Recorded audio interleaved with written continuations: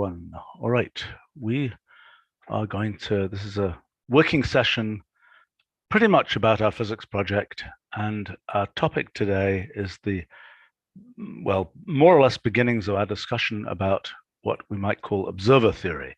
And the basic question is, we are interested in kind of the meta theory, meta modeling of measurement. So in the end, that relates to the question of how do we humans, for example, perceive things like space to be something continuous as opposed to made up of lots of atoms of space. So how do we perceive in a gas the overall pressure and velocity of the gas and not the particular positions of molecules and so on? What is the general way to think about how we sort of perceive things? What is it that we perceive relative to what's actually happening in the underlying natural world? And I suppose what we could say, I mean, you know, the effect of measurement, so to speak, is, and maybe I'm not sure if this is the correct thing, but one thing to say is we're basically taking whatever happens in nature and essentially transducing it to the point where it is accessible to human senses in the end.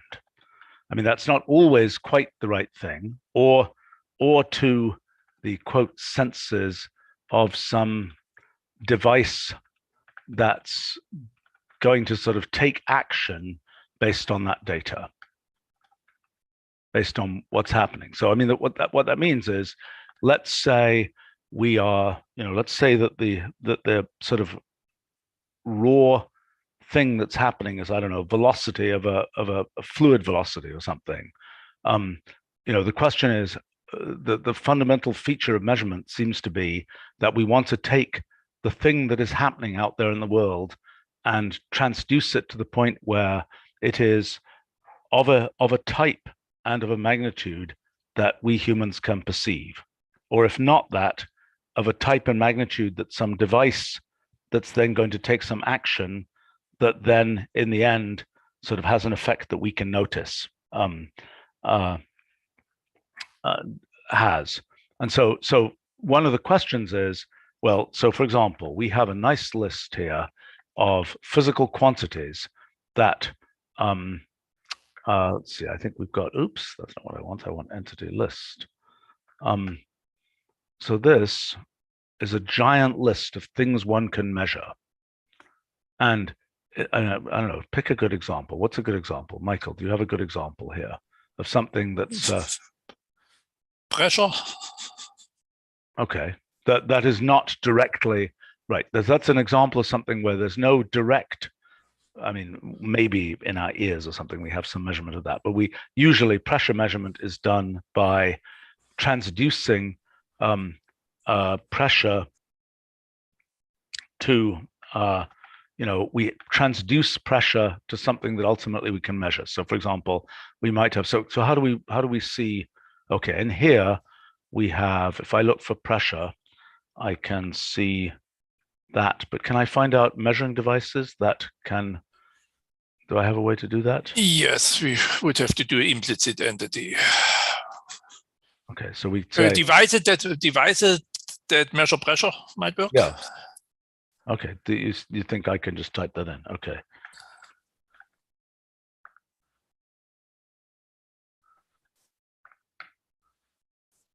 Maybe that's going to work. Okay, so let's get a list of those. Oh, that's interesting. All right, this is a good set of examples. So these are all different random things that measure pressure. So for example, piezoelectric sensor that is measuring pressure by basically, so let's look at what this actually gives us.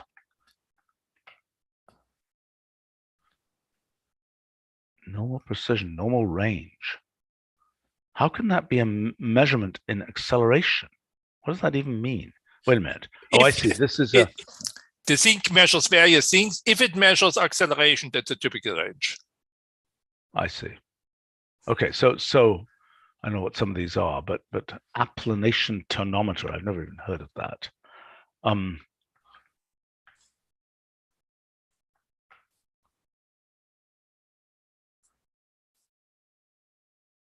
A tonometer used to determine the intraocular pressure via force to flatten.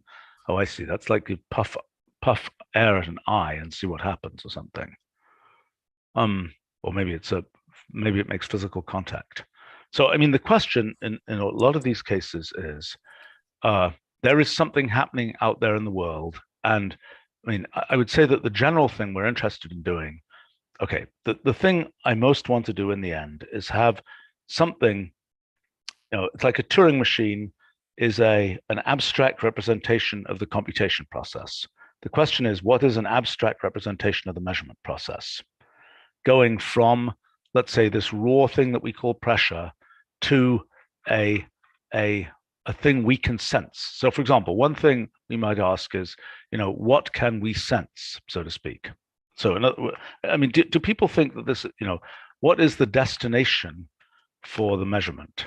So we're essentially, that could be, e.g., direct human senses, which means things that are of the right scale to be, things that we can that we sense. So I think I had an NKS a discussion of some of this stuff. I mean, I was talking about, let's see whether what perception, actually, I should read what we wrote a long time ago. I mean, what perception analysis do? So basically, go ahead. Sure. Well, if I may add something, I just wanted to mention that a measurement is thus fundamentally a relation, right? Because measurement is just basically the process of associating numbers with physical quantities and phenomena. So it's a quantified comparison to a standard, right? Quantified means that we put a number on it. Comparison implies that that's maybe relative to something that we as observers familiar with, and to a standard which is not a requirement, but it basically makes it more useful. But also measurement as done by observers basically assumes an ontology of a predefined structure, right? Because the fact that we can also measure something means, to start with, there is already something that there is already an existing object, and the fact that there is an existing object at all implies there is space-time, physics, and all that fun stuff. Well, okay, that's a good point you're making. That basically, okay, so there are two claims here, which I don't think are completely. I mean, one claim is to make a measurement. What is a measurement? Another definition of a measurement is basically filling in parameters from the world into a predefined model. Is basically what you're effectively saying. Indeed. Just to be able to go screen and have it compared to something that we're familiar with, right? Right. I mean that. But now the corollary to that is, insofar as many models are mathematical models, that means that those models, for quotes mathematical models, the parameters tend to be numbers. But I don't think that's a necessary feature. But I agree with you that this, I mean, in a sense, what this is doing is talking about kind of the, I mean, you're saying the world has many possible things it could be doing. There's a smaller set of attractors that correspond to things we understand. And so another way to put it might be, measurement is sort of evolving to, or something like that, some attractor that represents a kind of a thing we understand or something. Right. Well, maybe also at the most basic level, the definition of what measurement is, we could say it's a distinction, right? The simplest logical distinction is basically X not X, or black and white distinction. So we could say a measurement is basically a distinction. Well, I mean, That's a certain form of measurement. I mean, that's inconsistent with your claim that measurements turn things into numbers.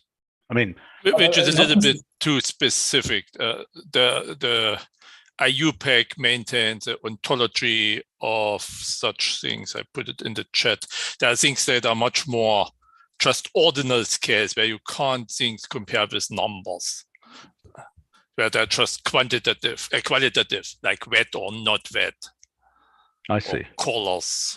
Indeed. Well, it's not mostly about numbers, but mostly about extracting a relation that we could relate it to something that we are familiar with, right? Hence. Well, so but basically what you're saying is the goal of perception, measurement. I mean, what's the difference between perception and measurement? I mean, there are, it's, in both cases, we're trying to fit what happens in the world into some thing where we can say we understand that. And that usually, I mean, it reminds one of things like we're trying to make a symbolic description, let's say, of what's happening in the world. I mean, in other words, the world has lots of details. We want to extract a symbolic description that we, quotes, understand.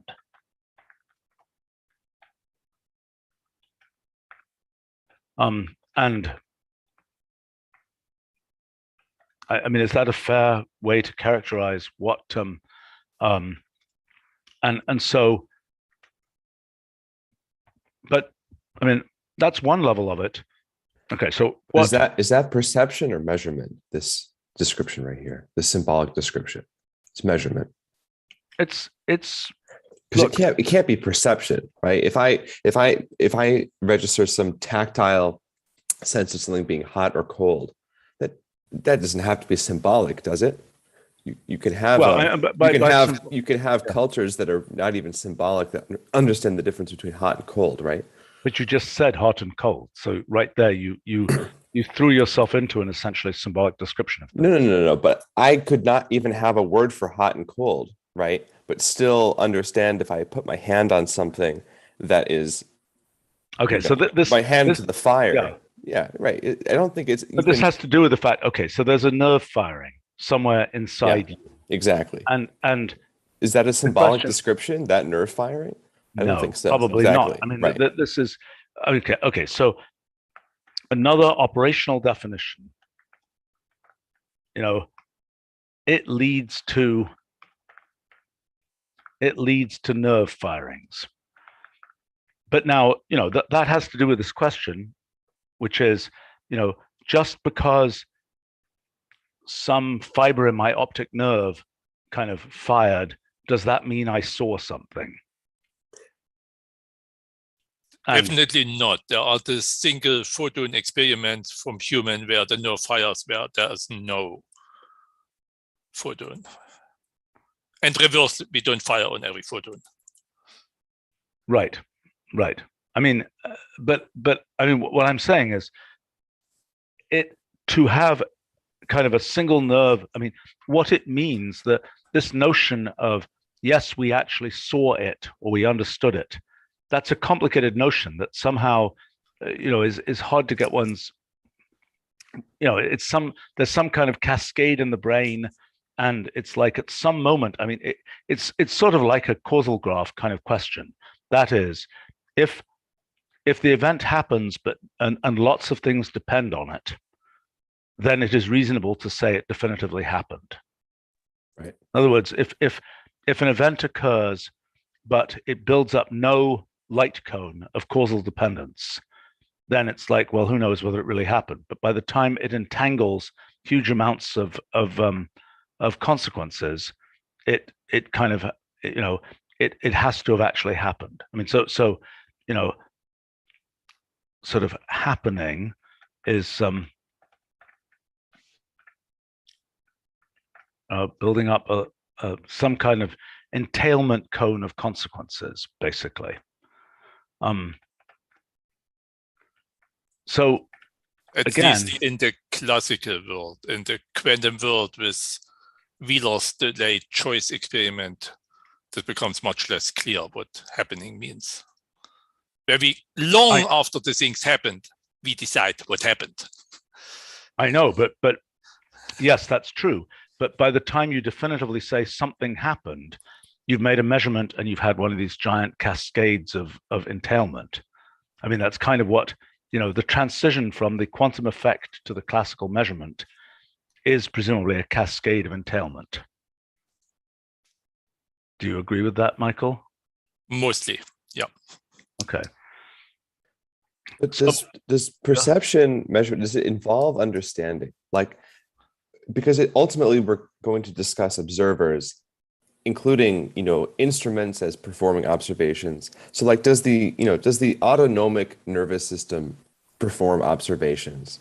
Does it perceive in our understanding of this? Well, so I think the way to think about it is, what's happening is, okay, maybe the operational way to think about it is, the world has many details. There are attractors that correspond to what matters out of those details.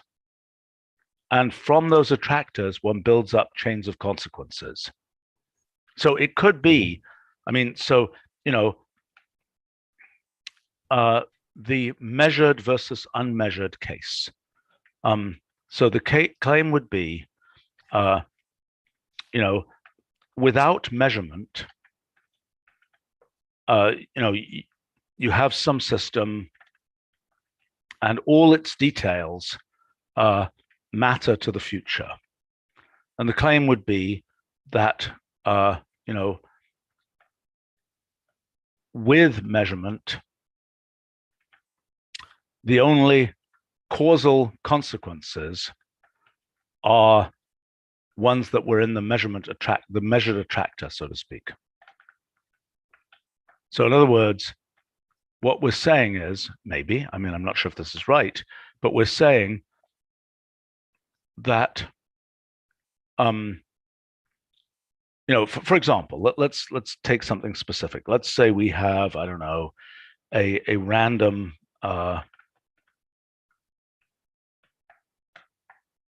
some random friendly cellular automaton. And okay, and it does this. All right, and then it's going to have some consequence that's going to, it's going to start another. The output from that cellular automaton is going to start another one. So now the question would be, is it the case? So let's just take, for example, let's just take, I don't know, random rule here, something like this. I'm writing this very poorly.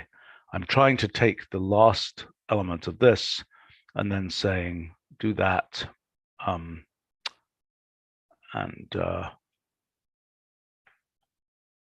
let's say 20 steps here or something. Oops, I do wrong.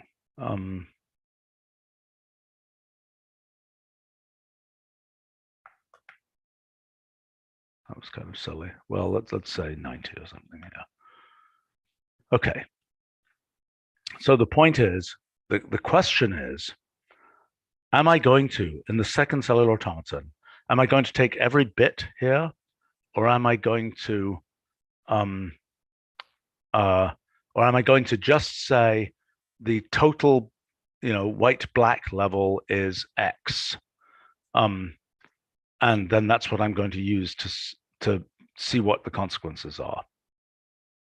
Well, I think it depends on what they want to do, right? I mean, there are for sure different measurement systems, and I think that the reason we have different measurement systems is the same, maybe the same reason why we have different languages, because they're highly connected somehow, as goes back to perception as well. Typically, you don't measure the complete phase space so that you have enough initial conditions to continue. Typically, you measure just some tiny projection of the complete space. Yes, I know, but the decisions you make are based on the, this severe contraction of the input data. I mean, we see, whatever it is, 10 million pixels every, 30 times a second or something. And yet our decision about what to do next does not depend on all of those pixels. It depends only on the, there's a giant woolly mammoth about to attack us or something. The question is, in terms of attraction, is it on the multi-way level, the causal level, the rulio level? Where is attraction taking place if there's an attractor? Well, that's a good question. But I mean, we haven't even talked about multi-way things. We're just talking about the question of, given a state of a system which has many degrees of freedom, like a cellular automaton with many cells, are we paying attention to every single cell, or are we only paying attention to some aggregated version of that? In other words, in the case of cellular automata, for example, there are ones where, in fact, this is a decent example where something like this, at least, is one where if it's more than 50% white in the initial condition, it will end up all white, otherwise it'll end up all black. And so it doesn't matter, it doesn't matter whether we have, this detailed configuration of initial data or that one. We're always going to end up. I mean, to give a specific example here, let's just pick one up. If I make comment on something, Stephen, I think the so-called sensory motor theory of consciousness or perception is particularly relevant to what you're saying. I have sent a link in the chat, which actually says that what actually forms a perception or our conception of a perception is a kind of internalizing our sensory inputs. Yes, I understand that, but what does that mean? That's just punting it to this idea of internalizing, which I just don't think is I think that's the problem. That's the same mistake that the people doing AI made in thinking about in saying we're going to have natural language understanding. But what does understanding mean? I mean, in other words, there's an operational view of understanding, which is turn it into a symbolic language which has well-defined execution rules. But that's not something, I mean, those guys argued forever about what does understanding mean. I mean, it isn't that would be my, I don't know, maybe there's more progress that's been made there, but the last I knew about this, it pretty much had punted the question into I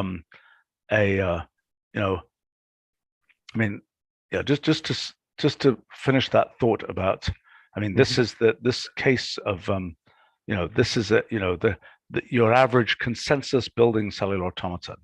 So this is something where we're, if it's more than 50%, if we say, okay, so that was 50-50, if we made that 60 whatever, oops, what did I do wrong here? Did I?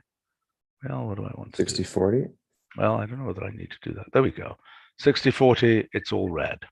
If I go 40-60, it'll turn into all white, all yellow, whatever. Right? So this is an example of something where the initial data, details of the initial data do not matter. We always get to that. And that's the same thing that, and so we might argue that when we have a pressure measuring device, that the detailed impacts of the gas molecules do what they do, but in the end, we just measure a pressure of such and such a number of millimeters of mercury. But I want to come back to, well, let's just have a quick look through remembering kind of, well, this, go ahead. I would say, Stephen, that this is also relevant to the second comment, that what we view as an observer has to have a model of a theory inside it. It's not just cataloging data. So, and this is the most modern view of what an observer is. It isn't someone that just senses or accepts info, but it's also someone that has a theory that he refers to, or a framework that he refers to, and based on this, he does processing. So your second point of maybe including some kind of computation in the definition of observer in the form of Well, Turing right, but machines. the point, look, the thing we're trying to solve, Is also irrelevant. Why are we doing this? The reason we're doing this is because we want to understand from, in a model of physics, for example, we're generating sort of lots of underlying information. Even in statistical mechanics, we've got all of these gas molecules bouncing around. Well, let's take the very simple-minded case, the second law of thermodynamics. We would like to be able to characterize what, beyond saying that the observer is computationally bounded and not able to trace the question is, in more detail, how can we idealize the observer that measures pressure and temperature of a gas? What are they actually doing? And can we make a meta model, just like a Turing machine? I mean, remember, what did a Turing machine come from? A Turing machine came from, Alan Turing thinking about bank clerks and idealizing what bank clerks do. He didn't know that the idealization he came up with would turn out to cover the whole universe. In fact, I don't think he ever thought that. But what we're interested in is how do we go in general from the underlying detail of a system to what is the generic way of thinking about the measurement of angular torque or the measurement of I don't know, wind speed or any of these kinds of things. What is the generic thing that's going on that we can think about at a computational level where we can say this is a computational system and now we attach to it something that is, quotes, being an observer. And I think go ahead. I think in classical mechanics, it's basically an integral over the phase space of a few variables that determine everything. Like temperature. Temperature is an artificial construct. So in general, what you measure is energy, and then you introduce KB if you need. Well, so what you're saying, so a claim would be most, measurements. I don't think this is right, but I mean, I think some measurements, statistical mechanical measurements, at least,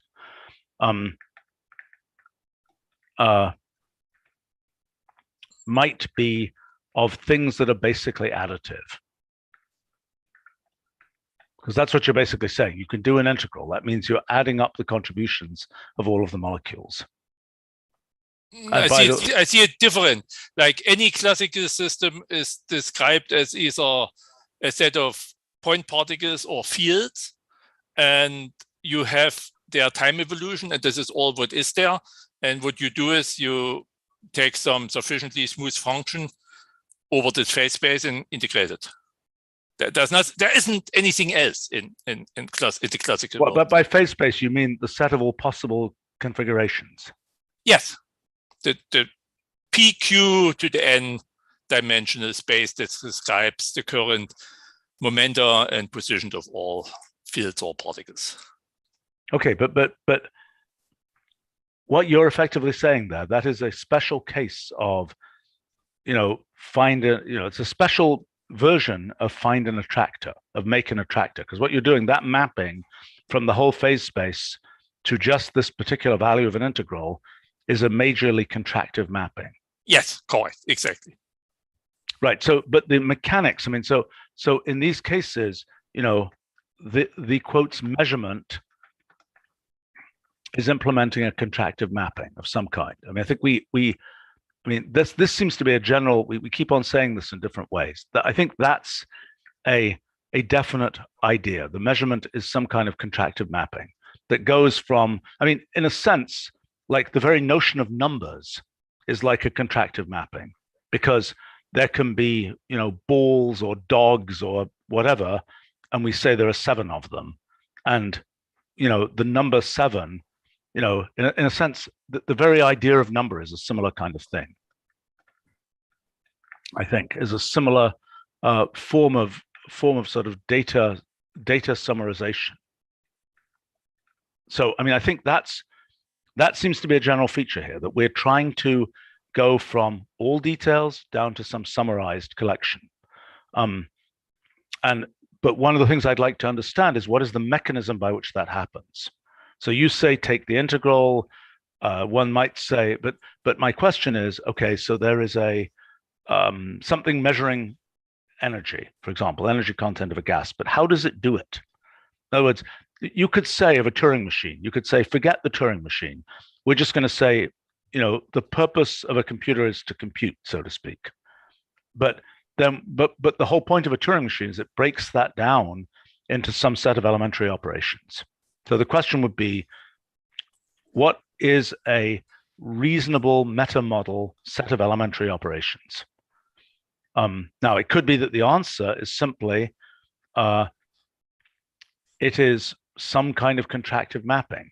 Although I find that, particularly to Hatem's point that, you often are mapping to numbers, it is not the case that your average contractive mapping delivers itself onto the real line.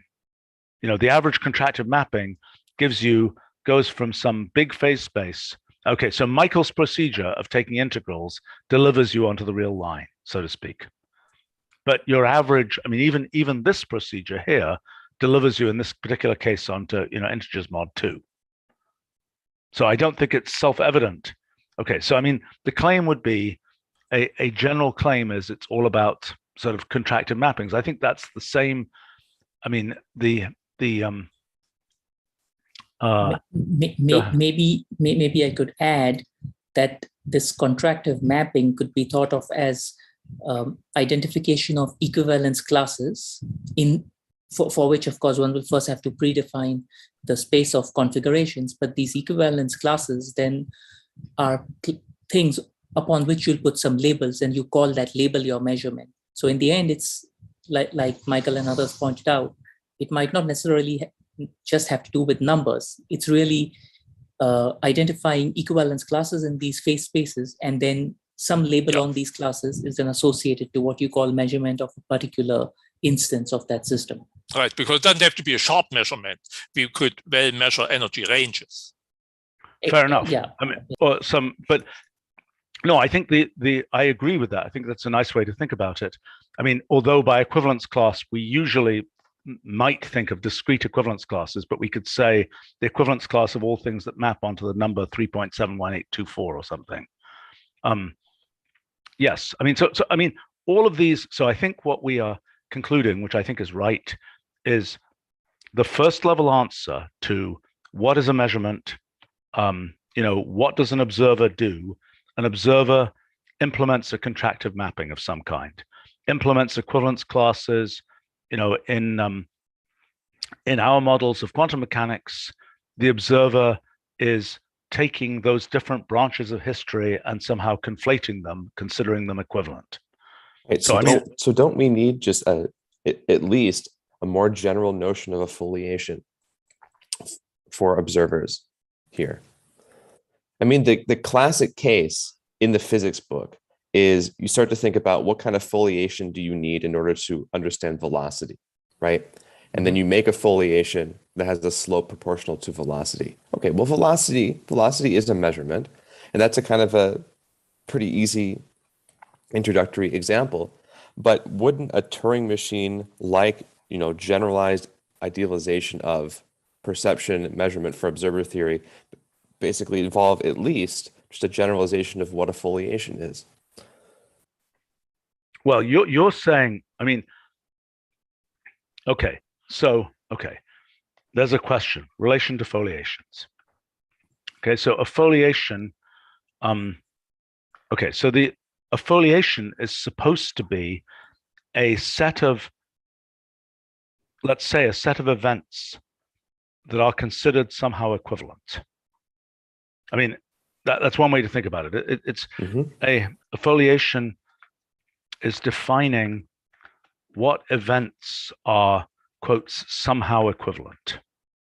That's actually a good point as well, because I'm not sure if measurement always implies the use of statistics, right? Because an isolated single measurement is not really trusted, it's rather disregarded, and with multiple measurements, a meaningful mean and standard deviation can be computed, and from those it can be determined how meaningful they are, whether the number of measurements is sufficient. And yeah, I wonder if that that's related to that foliation question. Because having different foliation. Yeah. Again, sorry. No, please go on. Yeah. No, because having different foliations or doing the same measurement from different foliations, that's basically doing you're approaching the same thing from different from different perspectives or from different approaches, and then you're extracting what's similar or what's common across these, and that's what maybe constitutes the true value of that thing, whatever that is measuring. See, the thing that I'm confused by here, let's just take a picture just so we know what we're talking about. Let's just take your average picture of a foliation here. I'll find one. Let's see. That's a good example.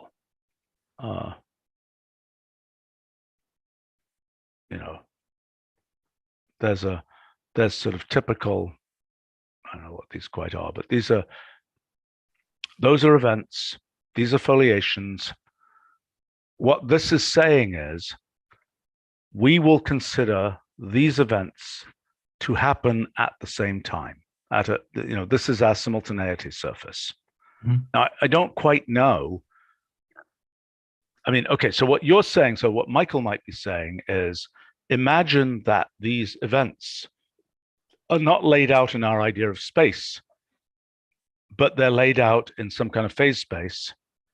Then we could imagine slicing that phase space up and defining equivalence classes of things that live in the same bucket. And those correspond to sort of same measured value.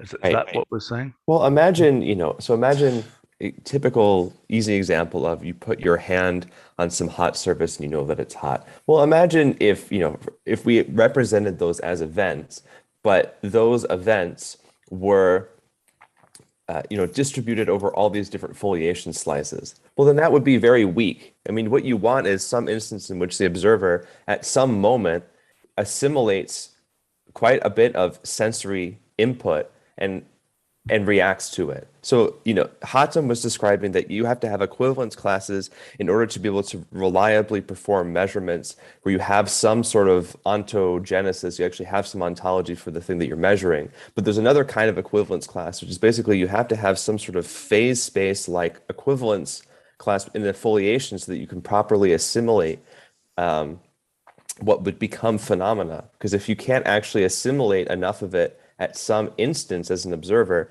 then that phenomena is not going to reach some sort of critical register, and you won't be able to actually detect it. I suspect. I think we're talking about two different things here. So one thing, time matters, and the other one, time doesn't matter. So one version of things is, some kind of, this is basically symbolic dynamics from dynamical systems theory. This is kind of a symbolic dynamics like, approach. Basically says, take a state space effectively and partition it into equivalence buckets, basically. That's one thing. And this is one example of a particular way of doing that. But in general, we could say we take a state space and somehow we're partitioning it into these equivalence buckets. But what we want to, our measuring device, our Turing machine analog, is the mechanics by which that partitioning happens. Right. Because in the end, what's going to happen is the input is, the detailed raw data, and the output is which bucket, so to speak, it was in, aka or which numerical value or whatever else we want to call it. Right? That's the basic thing. So this is one thing. We're just taking a state space and partitioning it up. Now, the next thing is what happens in time, and that may be important because, for example, as we think about the dynamics of how this happens, we presumably have to care about time. So the claim, so dynamics of measurement, involves time, presumably. And And what we're saying here, well, either involves time. Okay, actually, I'm going to say, yeah, okay, there are two different possibilities. Involves time and or involves extent of the observer, I'm going to claim. So the point would be, in a case like this, so one could say, I don't know how this works, but one thing to think about here is in these foliations, what we're doing is we're approximating everything by just saying, the observer just says there's an instant in time and it covers all of space. And this is describing what events happen at that instant in time.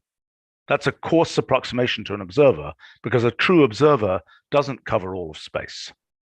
This is just a sort of approximation to an observer in which one assumes that, you know, all that matters is the sequence of events in time, and the observer is infinitely extended in space, I think. I mean, did that make any sense? I mean,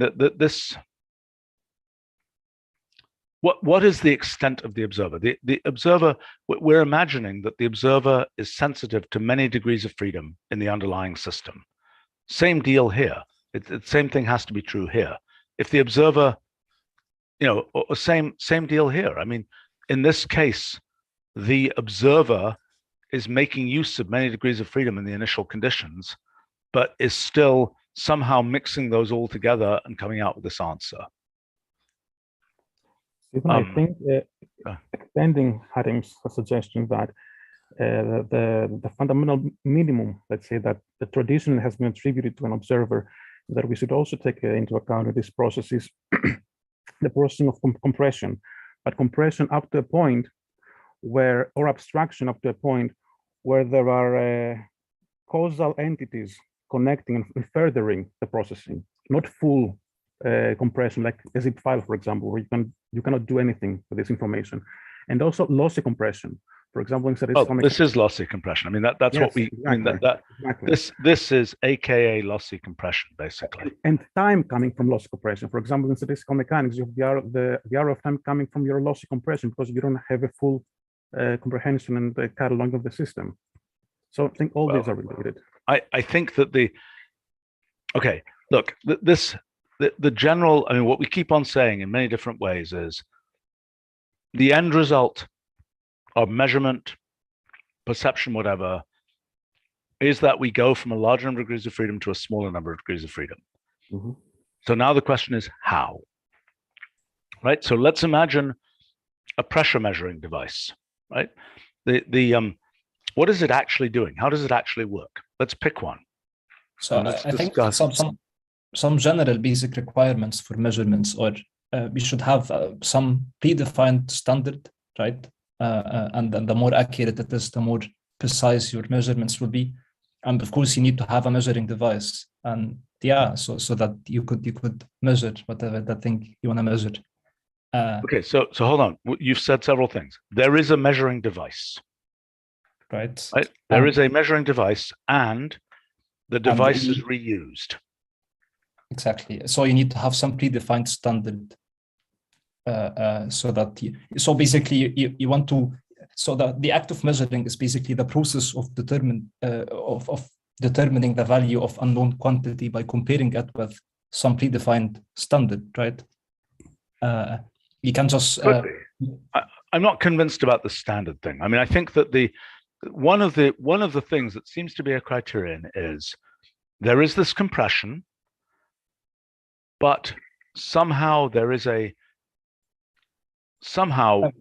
go ahead. So what I actually mean by standard is something that the observer is familiar with. Doesn't have to be a standard like a number or a manual or whatever, since basically an observer is just an equivalencing machine. And right. So your point, which I think we were saying earlier, is the purpose of I mean, okay, so purpose of observation, measurement, perception. Another question, Stephen, is wait. I mean, you're basically saying take the details of the world, of some aspect of the world,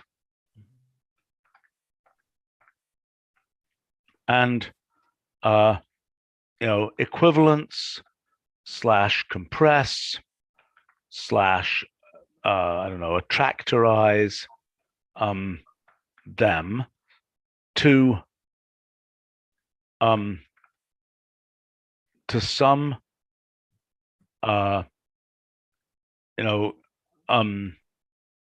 to some model which has a sort of predefined structure, Indeed. known to the quotes known to the observer. In the standard, it'll manifest itself as some regular mechanism by which the measurement is performed. So it's consistent, so that if the thermometer says it's this temperature, it says that every single time there's that temperature. That's the way in which you have a standard. So there's an axiom here, which is, it says, if the state of the world is the same, the measurement it will be the same. Even if you make the measurement later. Every time you make the measurement, if the state of the world is the same, the measurement will be the same. Now, of course, in quantum mechanics, we've got a slightly more complicated situation. In our interpretation in terms of branchial space, it's not actually so much more complicated, probably. But so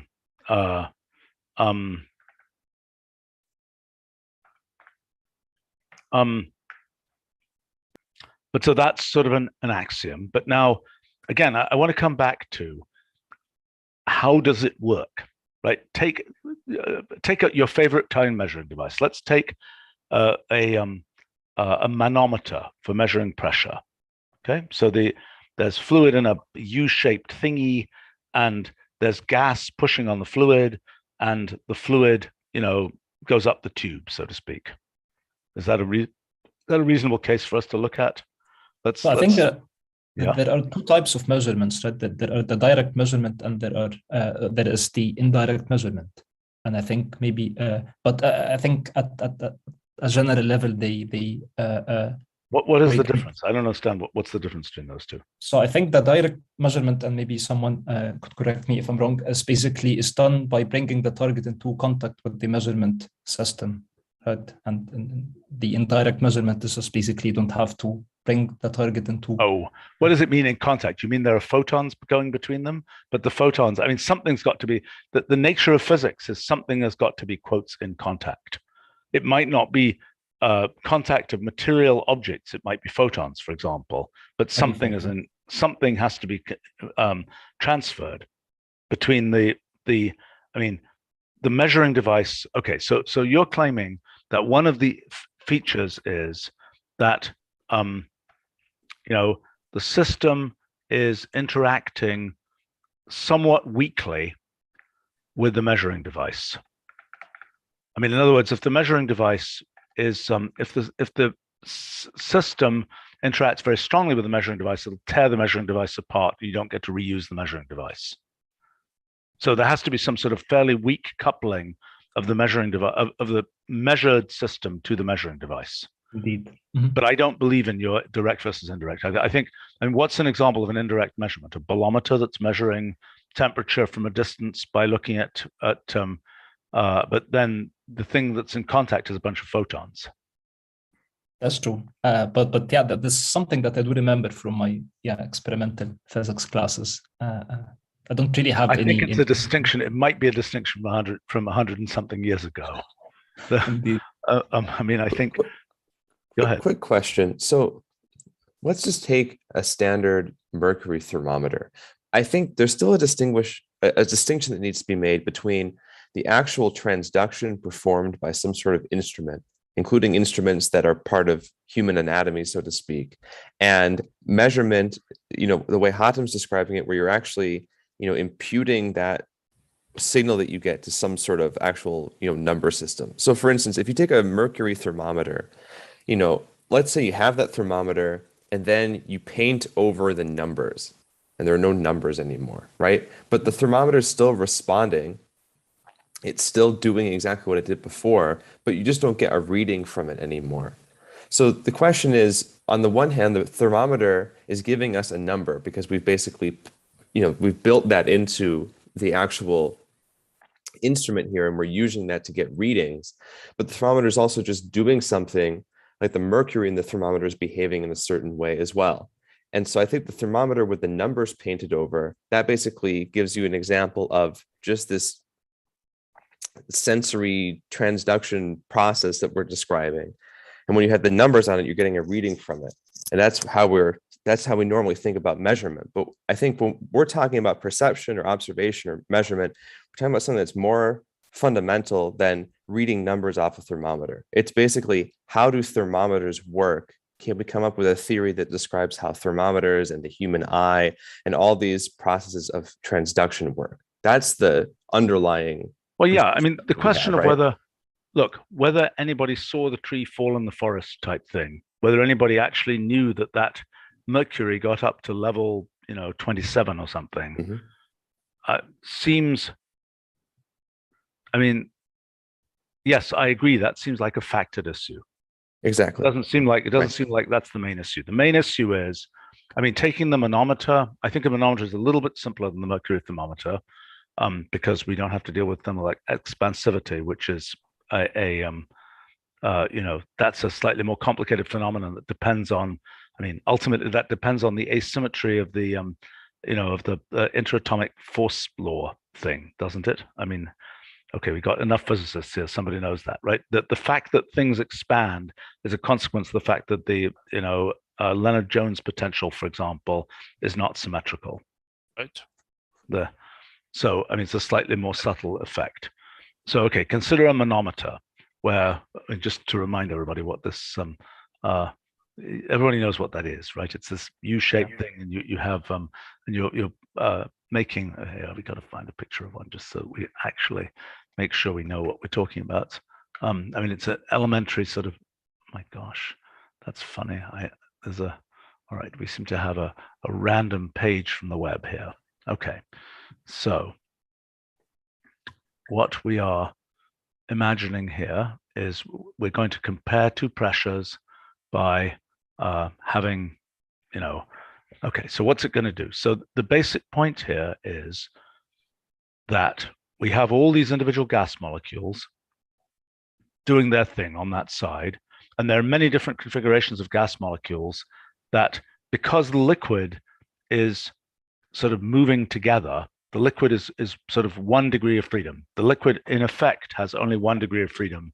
That is how high it goes in the tube, even though the gas has many, many degrees of freedom from all those different, molecules bouncing around. They are somehow, the many degrees of freedom are somehow having. So let's think about that boundary and what actually happens at that boundary, right? Because I think it's sort of a model for what we imagine can happen elsewhere. So a bunch of molecules hit the boundary, and inside the boundary, we've got this, set of. I mean, we could model that. And this is tricky. I mean, even this example is already somewhat tricky, because that liquid is. Let's think how to think about this. I mean, what we're imagining is every time there's an impact between the molecule in the gas and the molecule in the liquid, there will be, a kind of it's sort of a Newton's third law or momentum conservation kind of story, right? That the molecule in the liquid will be pushed down by the impact of the molecule in the gas, right? If nobody else here is Michael is definitely on top of this physics. Yeah, I'm 100% agreeing with this viewpoint. Right. Okay. So now molecule in gas hits molecule in liquid. Now molecule in liquid, the molecule in the gas just recoils and goes off, and maybe it eventually hits some other friend of molecule in the gas. The molecule in the liquid, on a much shorter time scale, interacts with other molecules in the liquid, and they move collectively, so to speak. In other words, that recoil in the gas molecule is kind of just for that individual gas molecule, but in the liquid, the recoil is shared between lots of molecules, and therefore, in the end, the whole, liquid moves collectively and pushes itself up the tube. Do you agree with that meta claim about what's happening? I think for this example, 100% right. But, okay, so now what is the meta model of what's going on? What is the bigger picture of what's going on here? Because, I mean, that model is very mechanistic to this situation. But notice that the forces the interactions inside. So here's an interesting point about this. Okay, so imagine, and maybe who has some Matt's stuff on hard sphere gases? Can somebody bring that up? Is there a good example of that we could just bring up a picture from that? Because I think that's okay. So the basic claim is, two hard sphere gases. Well, no, two fluids made of molecules, and the claim would be the density of events is much higher in the measuring device fluid than in the measured gas, so to speak. And that much higher density of events has what fundamental? I mean, the fundamental effect is it moves that as 1 degree of freedom. We can conflate that into 1 degree of freedom in a way that, I mean, it's converting the many different configurations of the gas molecules into the one-dimensional motion of the liquid. Am I right? And so this is a quintessential kind of meta modeling problem of what is the meta thing that's happening here. So in this case, we are,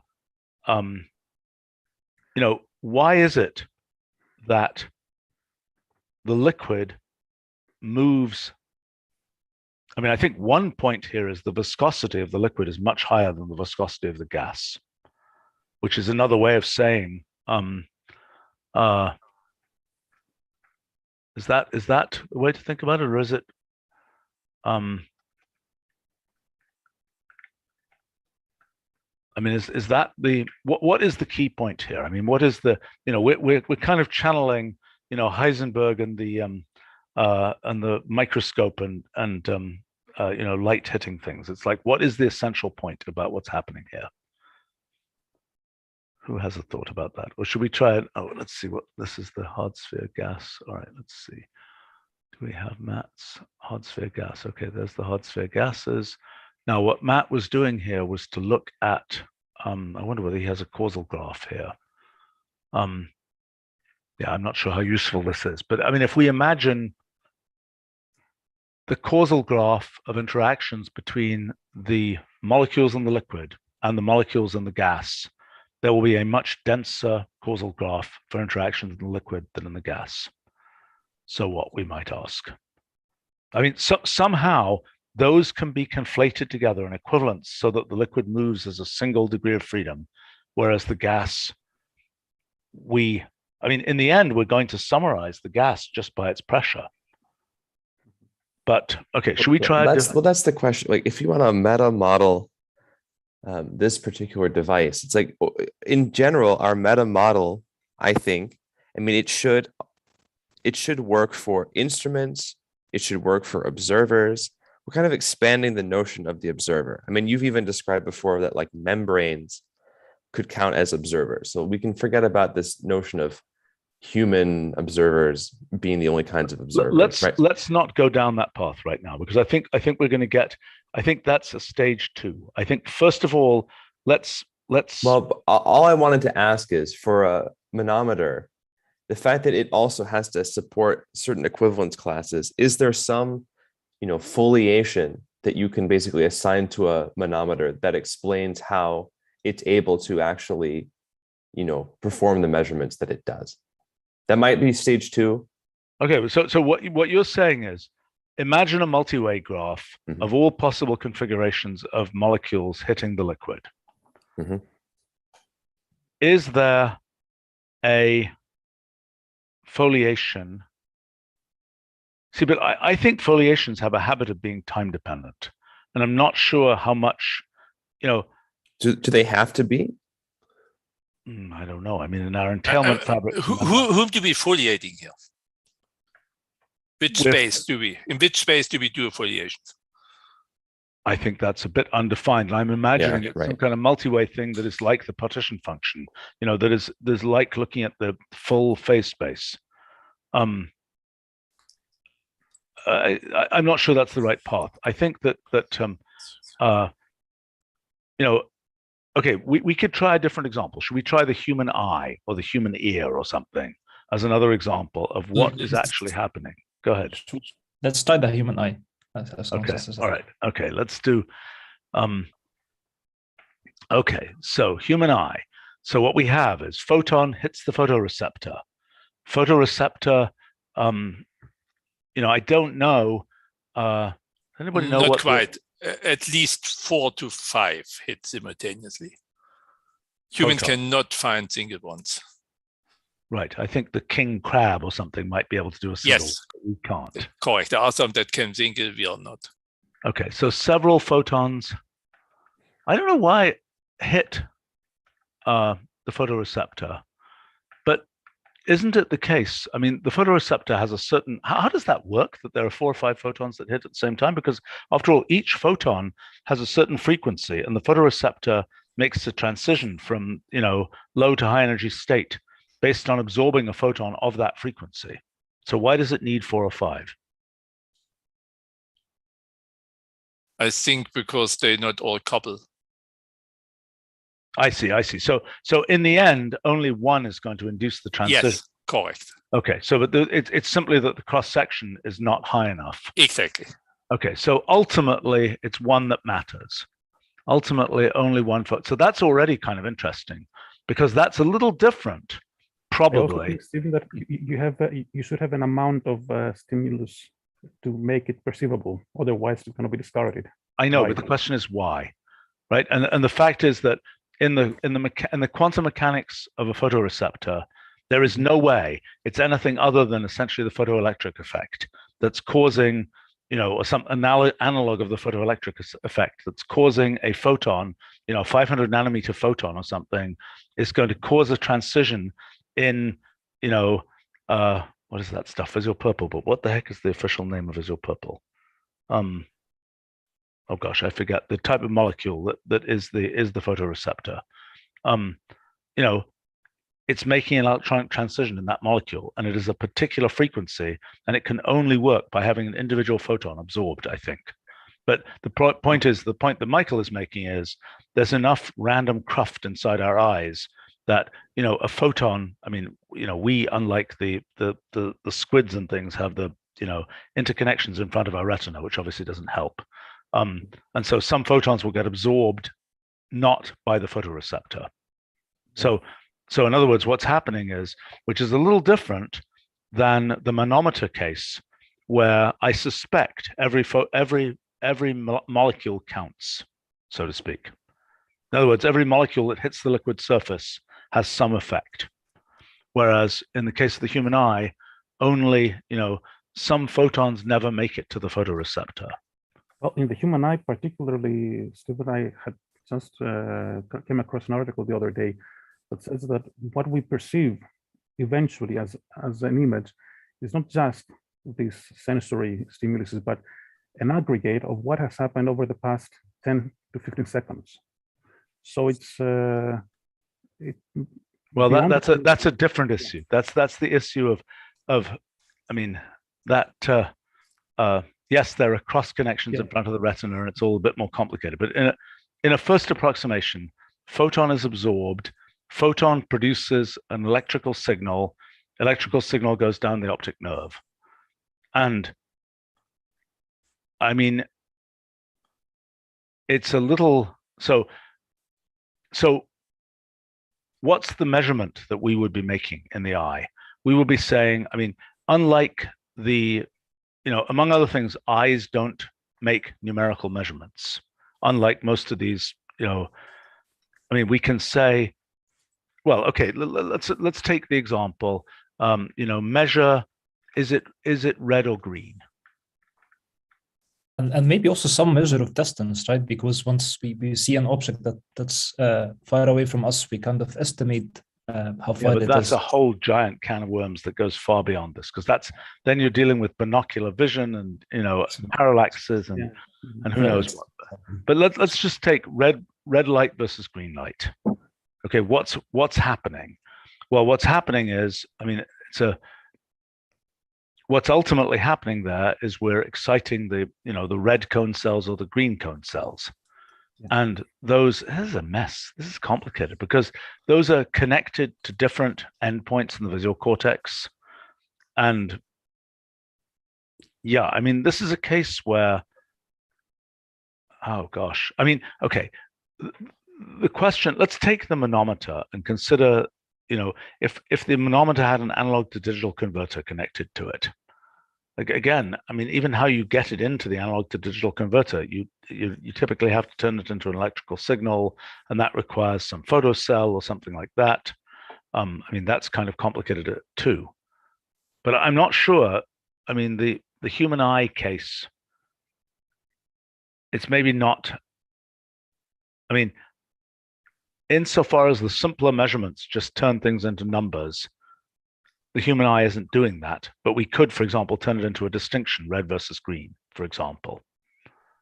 You mean, Stephen, in the cellular level or in the perceptual level of the brain, for example? By the time it's inside the brain, all bets are off, because what we've got there, okay, there's a second level of problem here. All of these devices that we list up here, fundamentally, we know how they work. I mean, we don't immediately ourselves here, but one knows how they work. They're engineered devices. And this is what makes them measuring devices.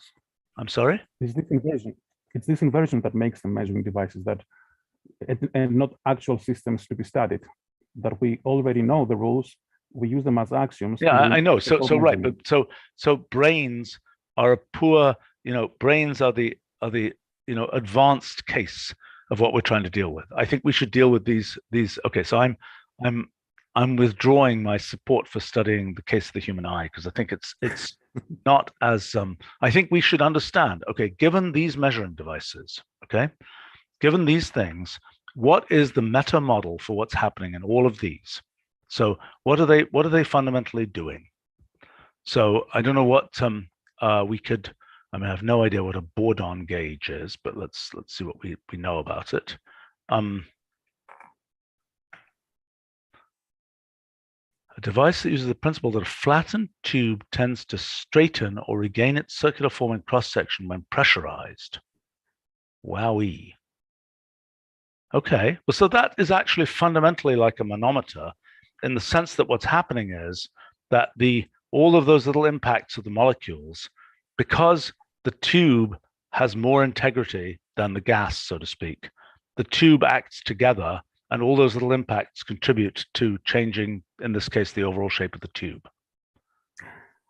So, I mean, what we're seeing there is another case where, where we have. I mean, so what's the meta understanding of that kind of phenomenon? I mean, in terms of we have. I mean, this situation here, this kind of distributed consensus system here, is something a little bit like that. Lots of little pieces eventually contribute to the large-scale behavior. Maybe a question that might help, Stephen, would be, what causes an observer to evolve? For example, what is that changed the ancient Greek observer thinking that the more Earth something has, the more attracted it is to Earth? But we have a much more concrete issue. We've got a bunch of pressure measuring devices, and the question is, what is the meta model of those pressure measuring devices? That is, if we were to say, the fundamental thing a measuring device does is blank, right? We've already understood that what it fundamentally is doing is taking a large number of states of the world and mapping them onto a small number of outputs. It transforms. If we want for a verb, it transforms. Yes. But the question is how, right? How does it work inside, right? It's just like we can say a computer computes, but the whole point of a Turing machine is to say how it computes. What are the steps? So if we were going to make, in other words, these measuring devices are physical devices. So normally how do we make, okay, let's imagine, all right, let's say as a thought experiment, okay? I say, Stephen, that the distinction comes from intentionality, which is, for example, a key criterion to see if there was intelligent life at a particular place somewhere. If you find objects that seem to serve a purpose and not being random configurations of nature. That's one of these infinite regress type things. You know, a purpose is defined by what we think of as a purpose and so on. I mean, this is what makes the measuring device the key difference from being a random system. Maybe. Okay, let's imagine we wanted to make a universal measuring device. Let's just start with a measuring device that we know really well, so we don't have to guess how it works. Okay, I have actually another idea here. So I think that's a decent idea, James. But let's imagine we wanted to make a universal measuring device. Okay, out of certain components, and we can discuss what the components are. And let's imagine that those components, I don't know, MEMS or something. I don't know, some. My question would be, yeah, I mean, imagine, okay. The thing is, how can you destroy a measuring device? If you destroy the theory that created it, you actually destroy the device itself. No, look. It becomes an unknown system. If we forget, for example, the ideal gas law, there is no reason to ask for pressure. Sure, right, but that's not the level that the level we're trying to understand this at. Okay, imagine we have, let's say, some, I don't know, what do we want here? Let's say, okay, here's a question. So ages ago, Michael, I was interested in this global measurement graph thing. I remember. What did we ever figure out from that? So just to remind other people what this was, the question was the following. I think there are, what do we have? Like 10,000 altogether, but I think we have like 3,000 here, types of things you can measure. Okay, angular jerk versus walking speed versus warping constant versus whatever else. The question is, can you make a universal measuring device which, with only very straightforward transduction, can measure all these different things? So for example, you might measure wind speed by having a microphone and a small baffle and listening for the Struhel number or something of the, rate of eddy production as the wind goes past.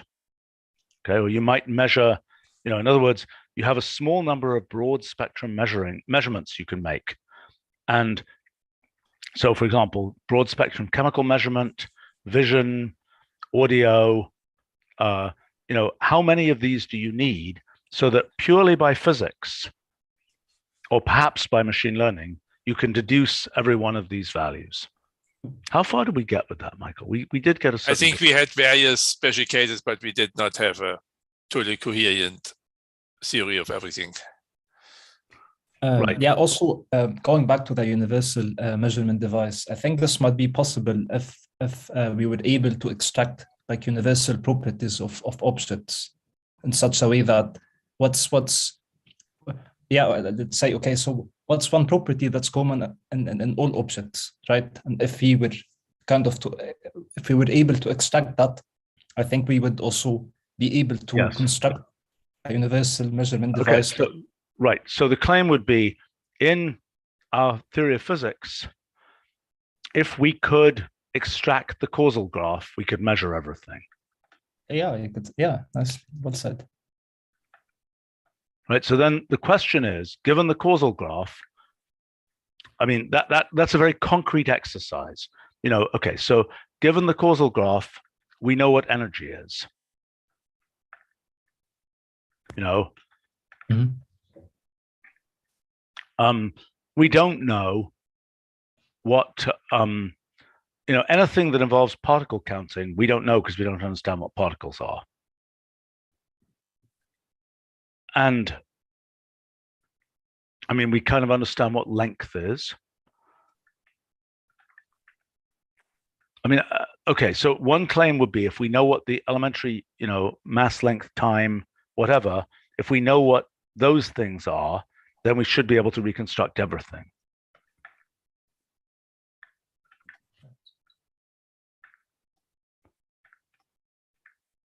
But now, what does it mean? Okay, so let's imagine, all right, so let's imagine we have a lump of causal graph.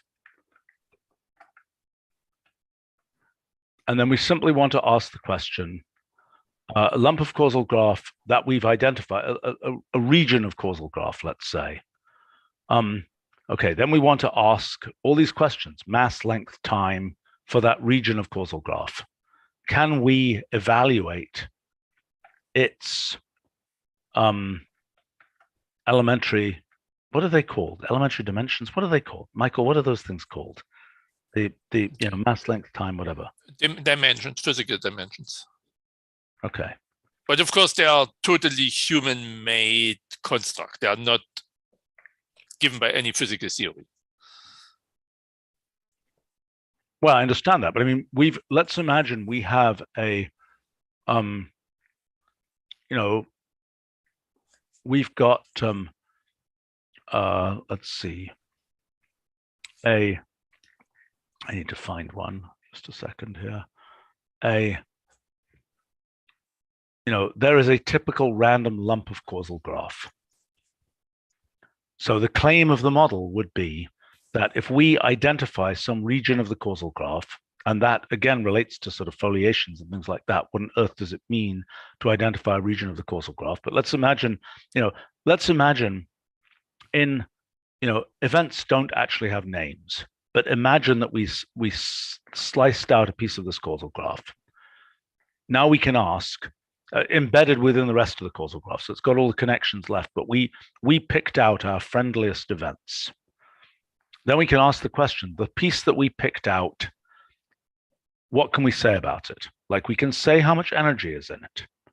We know that. We can say how much mass is in it. We can say the length of, we can answer the question, how wide is it? How big is it?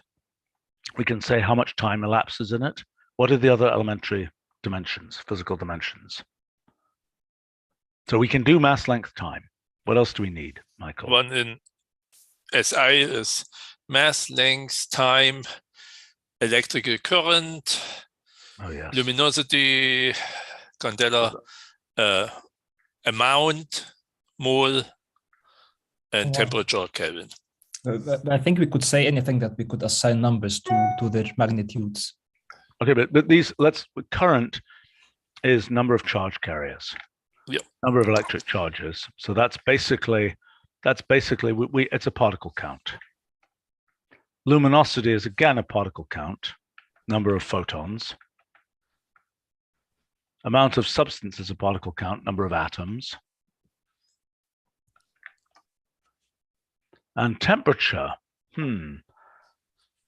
it's that's energy. a weird one. It's just energy, modulo a constant Boltzmann. Well, yes and no, because energy, the metal bar is moving at high speed is not temperature. No, internal energy. I know, but I mean, that is not so obvious to me how that works in our models, because in order to have a notion of temperature, well, I don't understand the temperature case quite.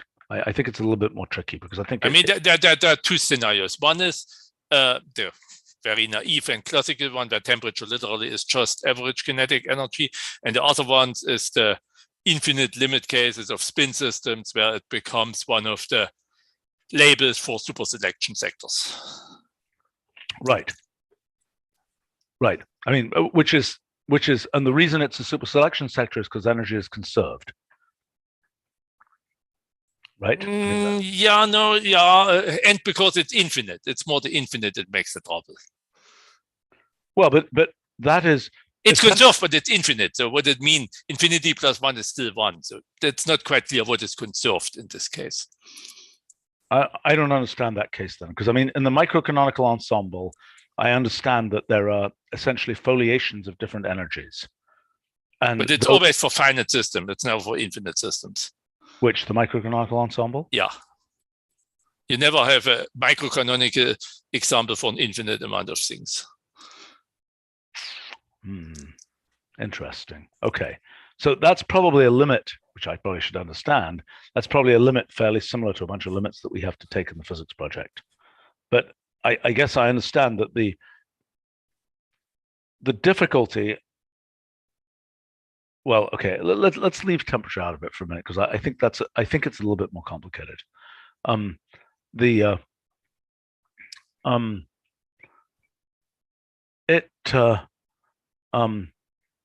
Rohit on our live stream is suggesting an analog to digital converter, a 1-bit A to D converter.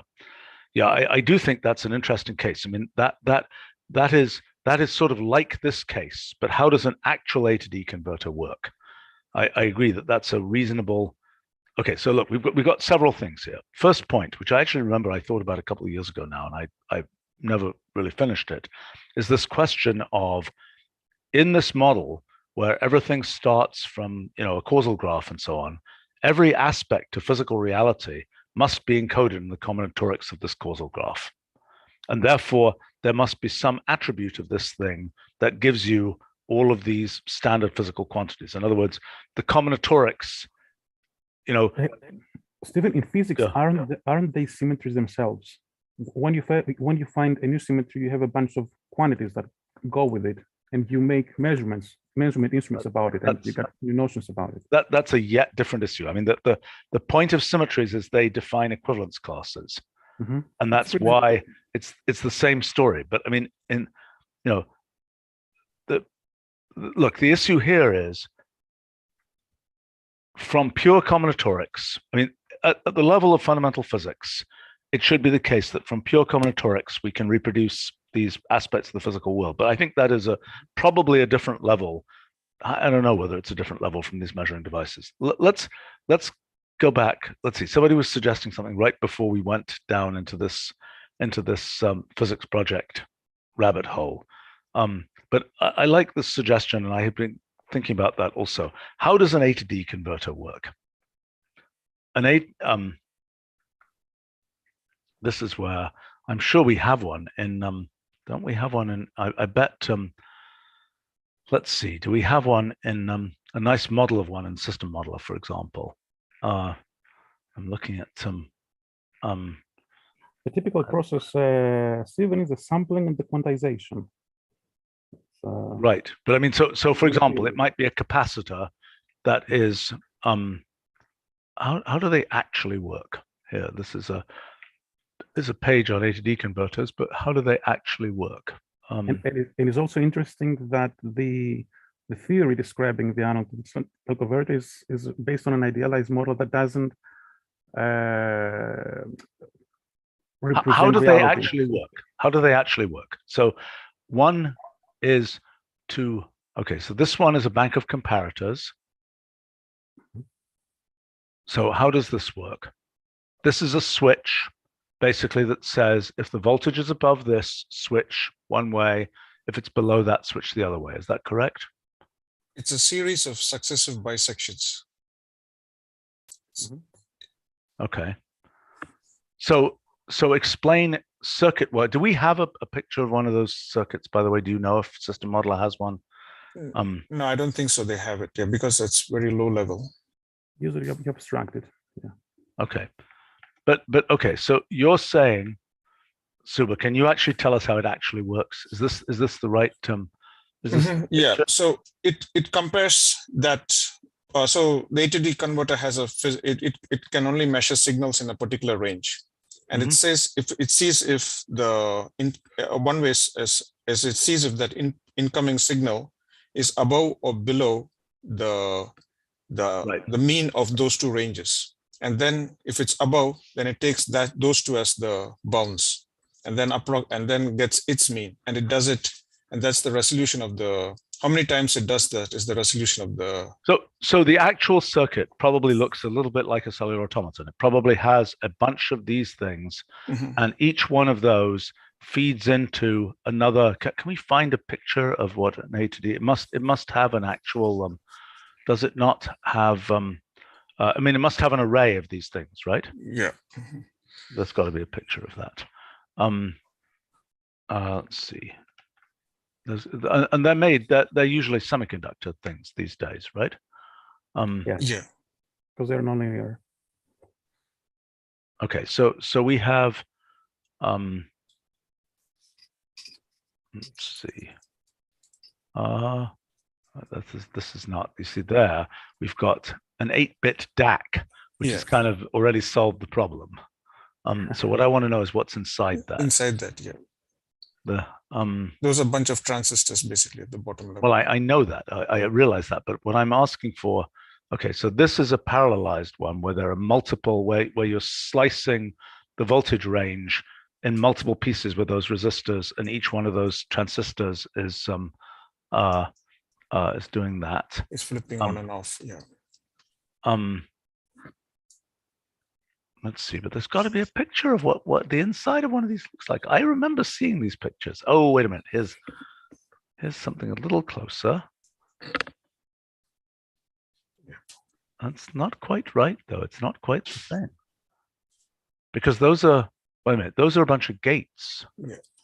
That's because not really right. It's checking if it's higher or lower. That's why they need the gates. I see, but each one of these, each switch, oh, I see what's happening. I see. So then you split. Well, this is not quite what you were describing there. This is what you're saying here is my system here went bonkers. Just a second.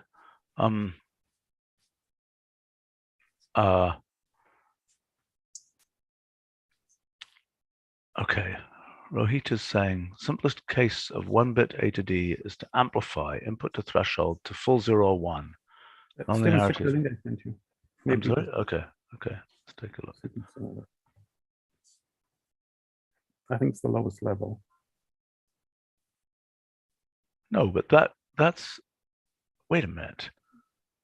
That's okay. Let me see if I can find I don't understand this. This is a bunch of, first of all, there's no resistor. What you should have is something that is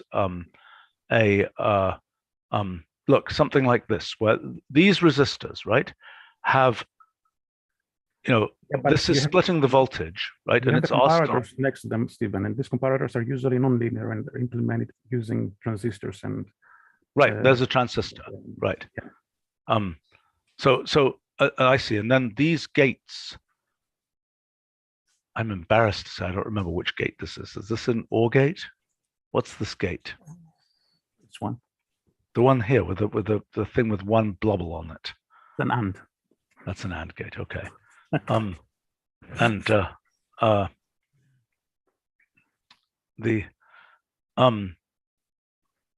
Okay, but so the fundamental piece of this is the transistor that is switching, that has to decide, okay, so a voltage, gosh, I mean, if we break this down, it would be easier if we were talking about current, because then we could talk about numbers of electrons. But in voltage, usually, Stephen, this is implemented using a so-called op-amp, operator amplifier, and this amplifier is based on a particular kind of feedback. I know, but if you see the actual circuit, is going to be a little bit mind-boggling to figure out exactly. Okay, I'm trying to understand though. What we're trying to make is a meta model of what's going on, right? And so the key active ingredient here is a transistor that is switching depending on whether the voltage is above or below some value. So that's how, that is the direct analog. The transistor is doing the exact analog of this type of thing, right? It's deciding based on, is it above this? Is it below that? I think. I mean, is that a fair way to put it? Like a field effect transistor, for example, might be, if the voltage of the gate is above this, it will allow current to pass, otherwise it will not. Is that a fair approximation? I mean, and then the question is, what, how is that analogous? I mean, that concept of going from the sort of analog value to a digital switching, which is again another one of these equivalencing stories of there are many analog values and, for example, only 1, 0, or 1 switch for the thing. But what is the right meta level description of how that happens? Do you see the question? I mean, so Michael, I mean, this is now, kind of solid state physics stuff. Let's say we've got, what we're talking about here is, as you change the voltage, right, you're changing the, whether the electron makes it into the conduction band. Is that right? I think so. So, and the question is, what is the sort of meta level description of that story? That is what is voltage in this sense? What is the, I mean, I mean, you know, the way it's described is by changing the coefficients in some, you know, Schrodinger equation in a periodic potential. Yeah, I was just going to say, if you multiply it by the elementary charge, it's again energy. So it's not so different than temperature again. It's So something that in principle we wouldn't need, but it's very convenient for our lives. So we introduced it. But in general, we can just express it equivalently to energies. Yes, and in general, in a more abstract level, you can think of it as a property of a non-rotating field. Everything. What? Wait a minute. That's No, I mean, no. Look, something like a potential.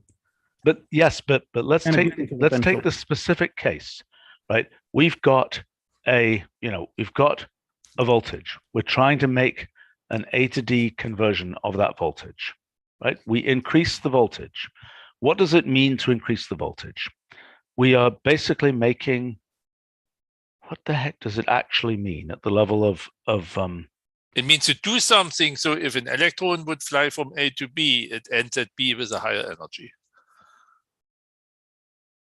Right, but how do you do that? I mean, so what is a battery? You know, you put a battery in the circuit. The battery is at some level sort of putting some analog of pressure onto the electrons. But I'm just trying to understand. I'm trying to understand at a meta level.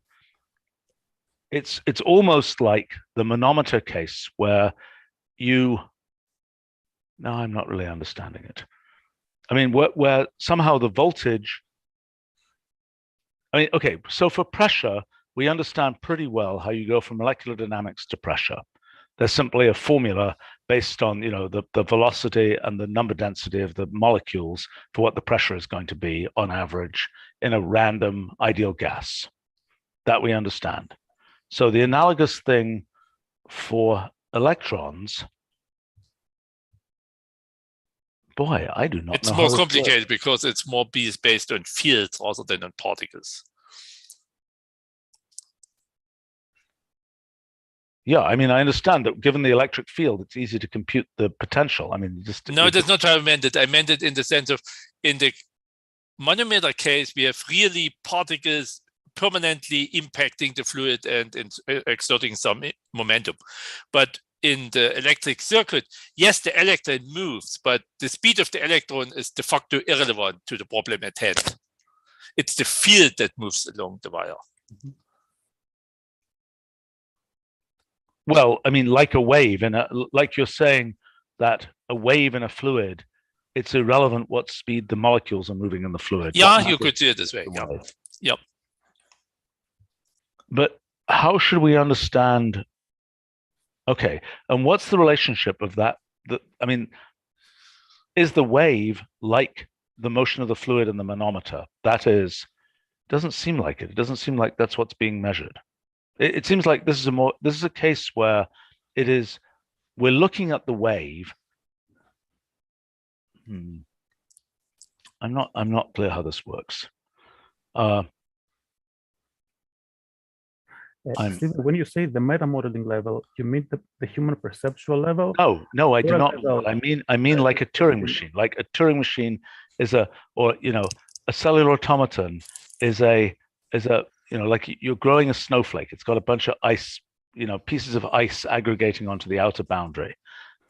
You can make a very detailed model with all kinds of thermal conductivities and things like that, or you can make kind of a meta model in which you basically say what matters is that every time a piece of ice, sort of is formed on the boundary of the snowflake, it releases some heat, and that inhibits ice being formed nearby.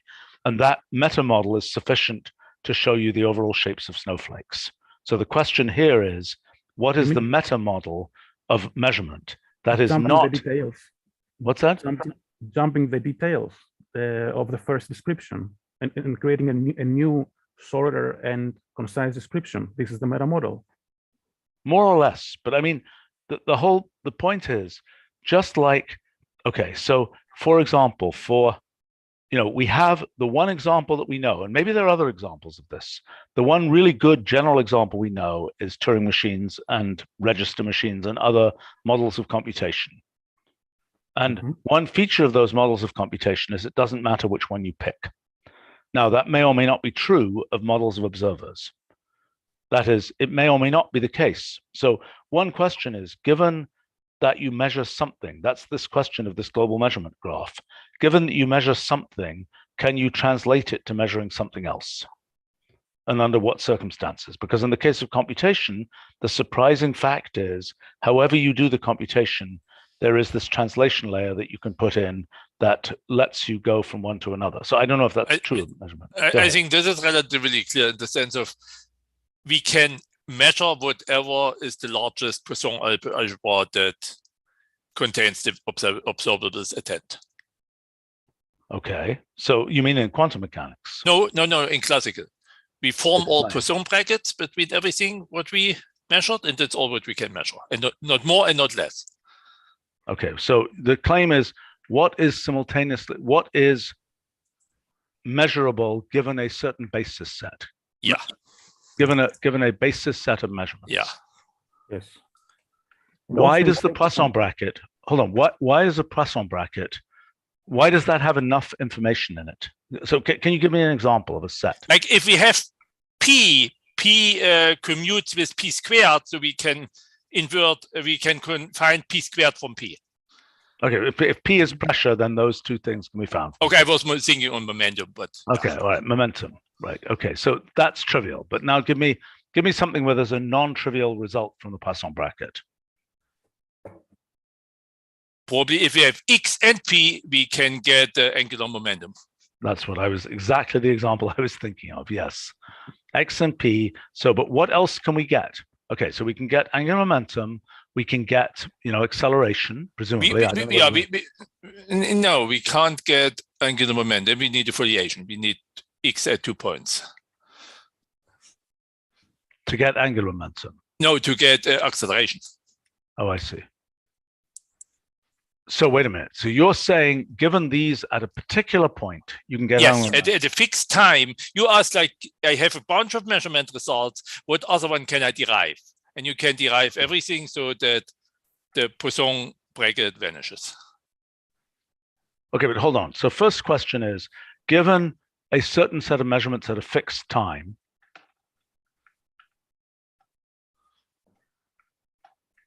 what can we derive? And the second thing is at different times, if we measure it multiple times.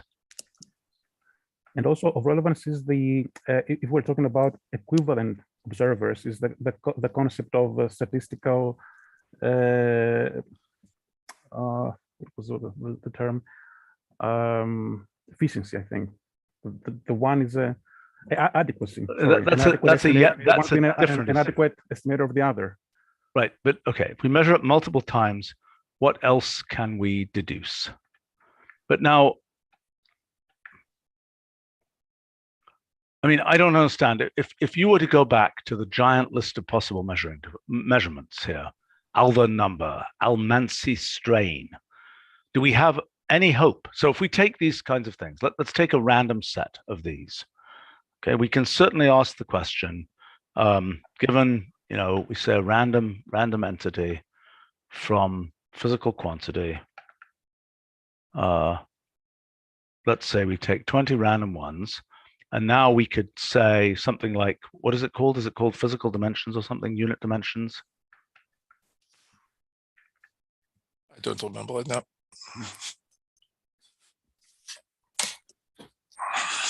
Let's see.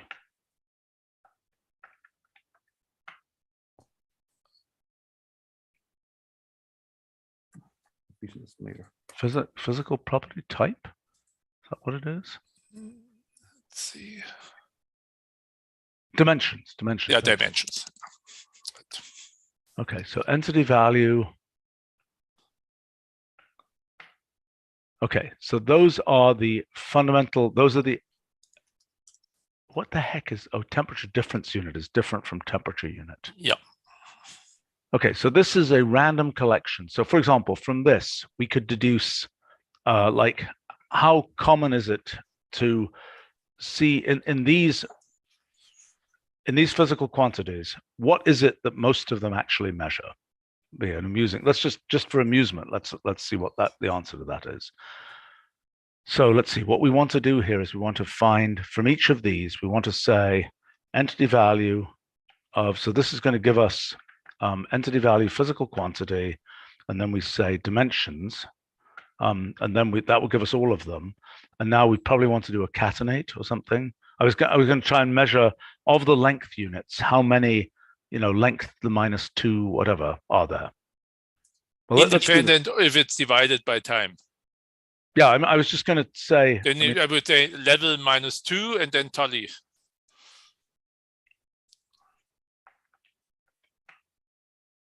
But that's going to get the numbers as well. So then we want to go first over that, right? Yeah.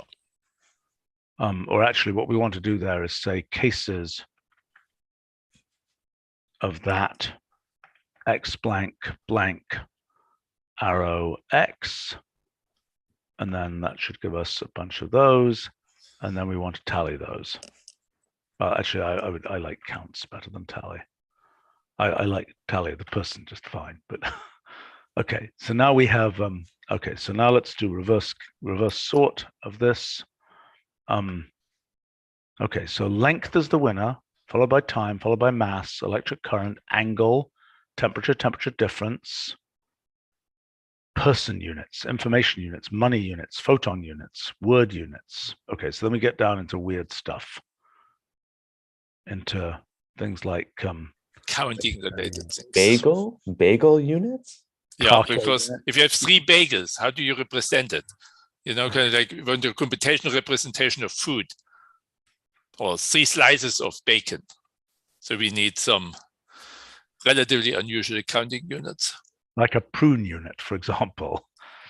I mean, it is sort of interesting that, in a sense, in our sort of theory of measurement, in the end, okay, like a waffle unit, for example, in the end, how do we think about this? I mean, in the end, that's our smallest cognitive unit here. It's a slightly weird one. Okay, but in any case, length, time, mass, etc. So I'm curious in the case of length. Let's just look here at, let's say, length unit. Okay, who wants to guess what the distribution here? Let's just do a histogram. And this is probably going to be integers and half integers and things. This has a few of them, but not many. Oops. Oops, I don't want counts. Oh, come on. What's happening here? Cases of that. Okay. Aha. Okay, so that shows us that the most common case here is, what is that bar? Very probably 2. How do we get, we surely can get this to say ticks, arrow. How do we do this? Let's say range. There should be a way to say ticks, arrow, integers, We should make that as a suggestion. That's something that should really be possible. Okay, so that's length squared. Really? So that's because of areas. There's so many things, flows and areas are really for humans very natural. But not so much volumes. No, I don't think so. Because typically, like flows, we get all the per time unit, per area unit. There are so many flows of things. So the L squared often associated with flow. Yeah. Okay, who's going to guess for time units? Any half integer time units? Yes, I bet there are some. I think -1 wins. No, -2. Okay. -2? Is that acceleration? Yeah. Force. It's force. Yeah. I bet. Yeah, you're right. All right, let's do the one for mass. Okay, what's going to win here? I predict very few. One. Yeah, I First think one. so as well. Ta-da. Okay, so that's per unit mass and things. Yes. Yeah. And there are some half integers, but they're probably obscure and they probably come Yeah. from area divisions and things. Okay, what else do we have here? Electric current. Okay, what's going to win there? Also +1, I would think. What the heck is that? That must be some susceptibility. Something Yeah. like Some of the condensed matter. okay. All right. So what do we learn from this? I mean, one, I don't know what we learn necessarily from this, but we're by the way, we can also take the measuring devices and see what they measure, what the dimensions of the things they measure are. But I mean, again,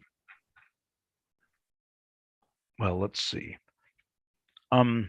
We can say that we don't have extreme rates of change, so to speak, like meters to the 10th. We tend to break up our concepts to intermediate quantities, or tend to break themselves up. Well, is that what's going on? Or is it that I don't think most things combine multiplicatively. In other words, the biggest exponent is 6, I think. What is the biggest one? Yeah, right. Looks like, well, this looks like there's one here at whatever that is, 7. There are things like prefactors in Euler, Heisenberg, Lagrangians for pair productions. They have very exotic units. And the reason for that is because they are a rate of some complicated thing happening. Yeah. Mhm. And the characterization of the thing involves many pieces. Yeah. Mhm. Mhm. But so what, well, let's see. So, I mean, coming back to the original question, and I think maybe others here might have comments on this. I mean, we've got these samples. We were going back to the, wherever it was, our pressure measuring devices. I'm going to copy them down again in the hopes that we'll eventually figure them out. And then the question is, what is the, okay, let's take a piezoelectric sensor. Okay, that is going to be another one of these kind of voltage-like stories. So piezoelectricity works by something about basically you're moving the charge cloud by changing the mechanical properties of the material. You are moving the electron density cloud somehow so that you are no longer canceling. Is that right? Is that how More it or works? less, yeah. Or vice versa. It works in both directions. Right. But so again, what is our qualitative understanding of that? That is, I mean, again, I don't really understand voltage, because this is, again, that same story of you are moving you're polarizing, it's a polarizability of the material, and you're moving the average position of the charge carriers. But I don't really understand that. I mean, what are some other ones here? How does anybody know? Anybody know how any of these others work? I think the concept of potential is the most, let's say, mysterious in physics among the common one in classic physics, because it represents something that can be done, not something that is actually there. It expresses potentiality. Like, well, I wonder what the analog of that is. This child has potential. It's not something that I understand, tangible, like having gone to university and done something. Right, but look, but potential is closely related to force, which is not quite as mysterious. I mean, what is this end of the spectrum, so to speak? But so the issue in the case of, to see the analogy, in the case of kinetic theory, force is related to pressure, is related to actual number of particles crossing a unit area in a certain time. And the force is associated with momentum transfer from that. So what is the analog for voltage of momentum transfer? Michael, do you know? I mean, is there an analog? I mean, in other words, if we think of individual charge carriers, the problem is that the particle model of the charge carriers is not what then I think then it would be electric current. Yeah, and, right. I mean, and resistance would be the connector. I see. So resistance is the rate of scattering of the charge carriers. Yeah. Right. So what you're saying is, so that the scattering of the charge carriers, I see, the voltage, as we know, is equal to current times resistance. And times resistance, that's so weird. So the scattering rate. Even thinking in a multi-way system, maybe that voltage represents all the things the system can be in the future. All the collection of different. Right. That's not right. That's not right, because there's a very definite formula, right? Okay, no, Michael, I mean in a conceptual level. I think there's probably a difference to be made between voltage and voltage difference. Voltage as a gauge field is yet another story. That's yet another story. Let's talk about voltage difference. Yeah, right? I think so too. Okay, so now resistance. What is the relationship between resistance and scattering rate? In some Drude-like model, there are some semi-classical formulas. Right. That's what I also remember. I can't remember how they, but that's, so what that's saying is, you've got a bunch of charge carriers. They're moving. There's the flux of charge carriers is the current. Okay. Yeah. The cross section, normally there would be some rate of scattering. So rate of the charge carriers are on the move. They've got a certain momentum. Then they're scattered, and we have to remember that scattering is not, I mean, in the standard kind of, Schrodinger equation solution type story for, if I'm remembering correctly, that story gives you, the conduction band and all that kind of thing, but that does not describe scattering. Correct. So we have to have a different and perhaps semi-classical model of the scattering.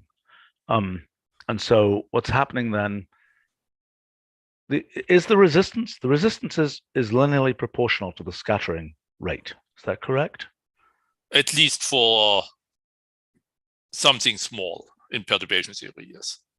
Okay. So if we've got the scattering rate, then which we could approximate as, in some very vague way, like we can in kinetic theory, we can work out that the pressure, which is force per unit area, is equal to what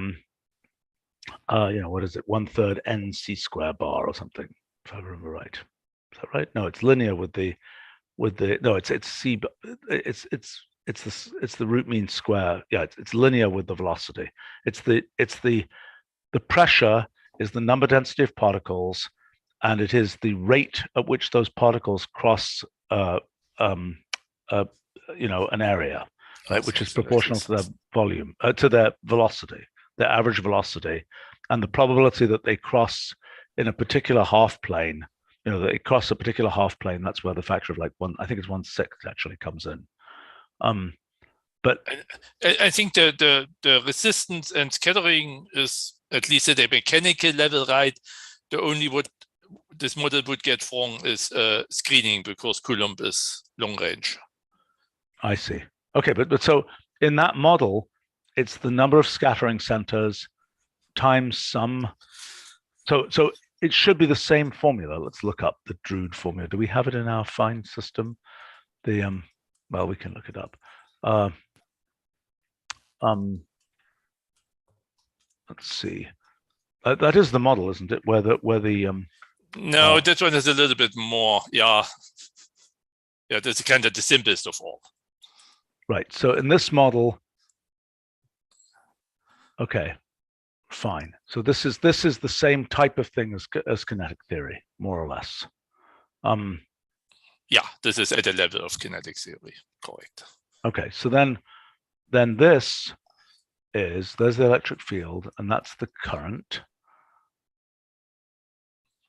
So, Okay, what is tau? Tau is probably the mean free time. Yeah, I think so.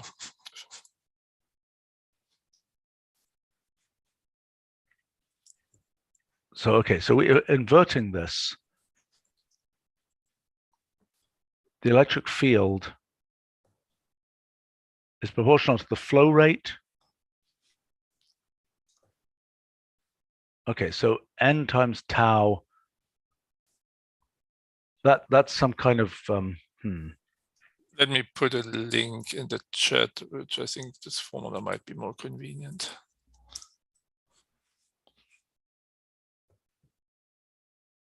If you go a little bit down, does sigma equal? don't we have a formula? Okay. All right, so this is 1 over resistance equal to, and then comes. okay. 1 over resistance is, oh, look at that. That's just like the kinetic theory thing. But the kinetic, Because we stuffed everything in mean free paths, because we basically don't have explicit cross section. right. I see, but in kinetic theory, can we look up the formula for kinetic theory? I mean, this is, well, okay, in any case, this is basically going to be a story, probably rather similar to the kinetic theory story, where I'm still a little confused by what makes the transistor switch, so to speak, because that's what, in the end, well, let's see, we're back to talking about, in the I case guess, of the transistor, Stephen, it's not only this model, it's you also have the doping and the I know, right. Right, but I mean, look, what makes the transistor switch is whether the electrons make it into the conduction band. But the question of whether they make it into the conduction band depends on the voltage, and we're trying to understand what the voltage means in terms. And also you connect in a way that you make sure you avoid its so-called linear range. So Sure. you make it go directly from being saturated to closing down. Right. It's not but just the transistor; it's the whole environment around it that. Well, right, but what you're making use of is, I mean, the difference between a transistor that is not conducting and the transistor that is conducting is, does the electron make it to the conduction band? I believe. I mean, Michael or anybody else? Yeah. I mean, that's the story. And the question of whether it makes it to the conduction band is the question of whether its energy, usually in the Schrodinger equation story of things like this, the question is its potential above, does it make it above the, to a potential value, so to speak, to an energy value, sorry, that will get into, okay, so we've got a potential in the Schrodinger equation, for example, and we've got the energy of the electron. And the question is, does the energy of the electron make it to the point where it's no longer a bound state, but it's in, this what the heck is it called? Extended, what the heck is that called? When it makes it out of the bound, out of the, what are the in the like Floquet free state thing. What's that? The free state. Is it free or well, it's extended. It's a free state, but I don't remember. No, I think that's, yeah. I mean, that's a little bit more tricky. Like, you mean localized versus extended, but there's a little bit more tricky. Like, kind of the valence band can also be, of course, described by a Bloch function that is infinitely extended. But as a practical matter, this is a long time since I thought about this, these muffin tin potentials and all this kind of stuff, of whether you make it. But in any case, the main point for us here is there is something, the main issue is we've got all of these electrons that are doing their thing. So I'm still trying to understand, how do we get the collective result out from the individual effects of all the either molecules or electrons or whatever? And the question is, what's the meta idea of how that works? Well, in semiconductors, you have also phenomenon of emergence, like percolation and more non-Ohmian laws, so to speak. Right, but that's a different. That's. I mean, percolation is a different effect, right? I mean, that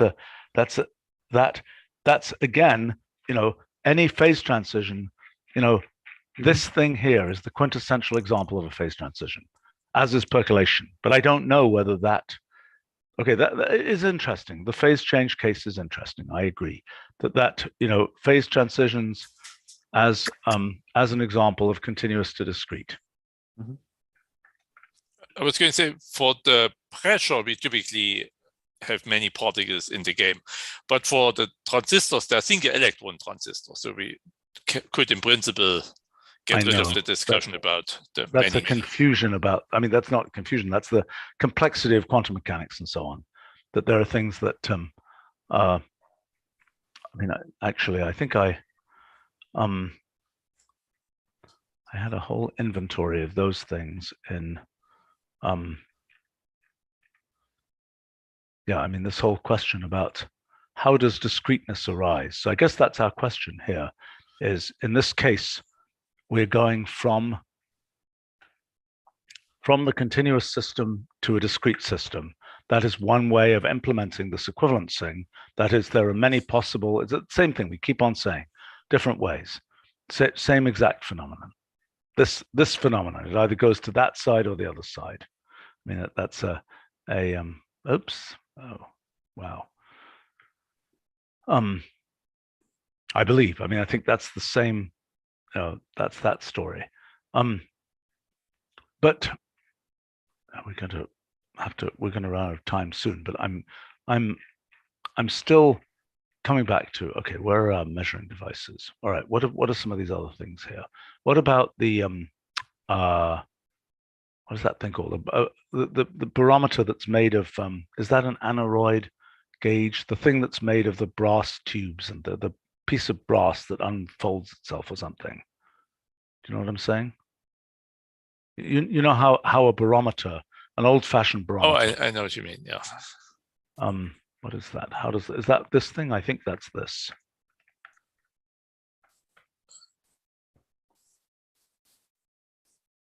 Flexes elastically to measure pressure. So I think that's the same friggin' story as the manometer. Again, it's a thing that is what's happening is, it's like the difference between a gas and a solid or something, or a gas and a liquid, that the gas can deform a lot, but the solid all moves together. The gas, you are pushing a solid object, and everything is, in the end, there's only one degree of freedom that describes it. It is its position. It moves like that. Whereas in the case of the gas, there could be a mole of molecules in there, all with separate positions. But I don't know what is the bigger picture of what's going on there when you have a large number of, I mean, I think we can make a simile here with cartography. All these measuring devices are like maps of the Earth, so to speak, in a more abstract sense. So if we're talking about meta modeling, like trying to catalog them all these or put them all in a single category, it's as a process is rather similar to creating maps about the world, I would say. Well, but look, the more, I mean, okay, Michael, there's this concept of extensive and intensive measurements, for example. Yeah. Properties, not measurements. Okay, properties, fine. But one feature of a bunch of these things is every molecule is kind of. This also applies to linguistics. For example, every of the concepts we have used has sure an extensive and an intrinsic dimension. Right, but right. So, but the point is, in the case of pressure, every molecule contributes a little bit to this overall measurement that we make. And I don't quite understand that. What's the kind of meta model of what's going on there? I mean, it's just like we could say, in the case of going back to this guy, yet again, that every bit here contributes something, but many of them are thrown away in that particular case.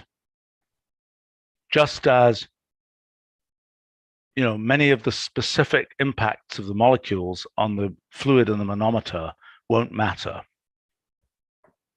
well, perhaps I don't know, maybe they do matter and they simply add up. I'm curious. Okay, we're going to run out of time very soon here, but I'm curious if others have comments here. Hatem, for example, do you have any thoughts about or Xerxes or James or anybody?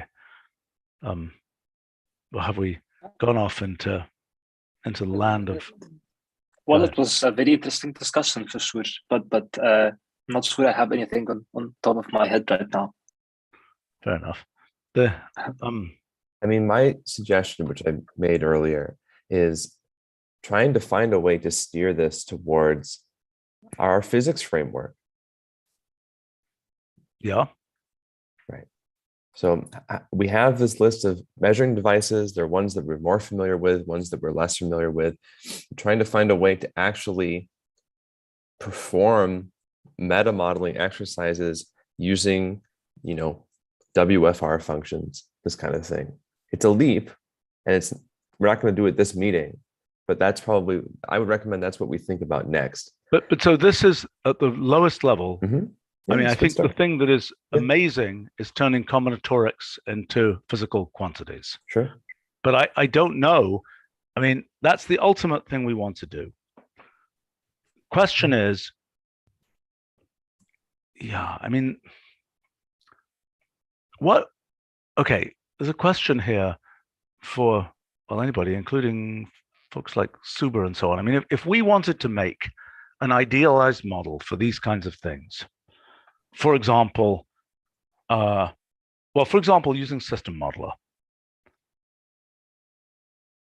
we would essentially make a graph that has as its nodes certain, random modelica elements. And each of these different measuring devices, I would think, maybe it isn't true because maybe they're not ODE-based things. Maybe they have PDE type characters to them.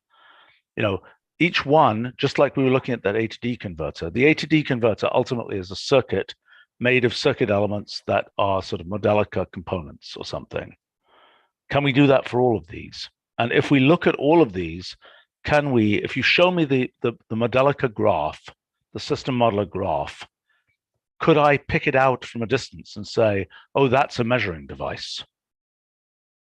As opposed to, that's what characteristics of the systems engineering constitute the thing being a measuring device, so to speak?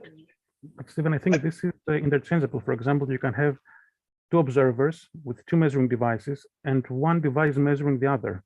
For the one observer, is the first device that's measuring the other, which is unknown. And for the second, it's the second device that's measuring different the question. first. This is a different question. This is the question. Suba, you were going to say something, I think. Yes, some of them come in the purview of finite FEM, and some of them come in the purview of system modeler. So we could potentially model an A to D converter in system modeler. Right. One of those gauges, pressure gauges, that would be more suited for FEM. Right, but my question would be, okay, in the FEM world, you typically have a very small number of components, each of which behaves in a complicated way. That's the most common. I mean, the sort of multi-physics story is having more components, but in that kind of setup, it's a piece of fluid. It's a piece of a solid with stresses and strains and so on in it. But I guess, go ahead. But so like in system modeler, there are sensors, which are measuring devices, for each domain. So for instance, you can say that you measure force or torque, like in a translational mechanical system would be force and torque. In a rotational mechanical system. Can I look these up? If I go to System Modeler, can I just pull up all of our? Yes. You pick domain by domain. If you just open it. So if you go, you can click into. You can see. May I ask? Are you looking for a definition that is inherent in the system or in relation to an observer of a measuring device? I'm looking to say, if I pick a random example here. You click modelica. Okay, and it's a bulldozer. can I tell that it isn't a measuring device? No, you can't. By itself, without some observer taking information from it. Okay, where do I go here, Roger? Pick any domain. Pick mechanics, for instance, and you will find. Okay. Pick, I don't know, rotational, let's say. And now the sensors, see? Oh, yeah. So this is a way for you. So, okay. Hey, that's great. Hey, this is cool. Yeah. Okay, so it's like that for every domain. Oh, wow. Okay, so hold on. So what do I say? I said, let's say torque sensor here. Right, so now you can go and look at the documentation for that. Click. How do I get that? Click I. I mean, you click F1 or whatever you do on a Mac, or click the I up there in the menu. Oh, that I. Yeah.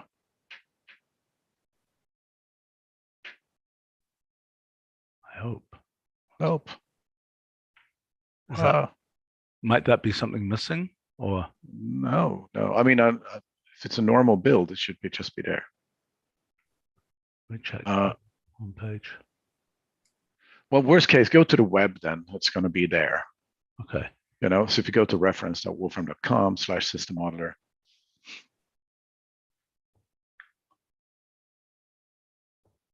Hold on.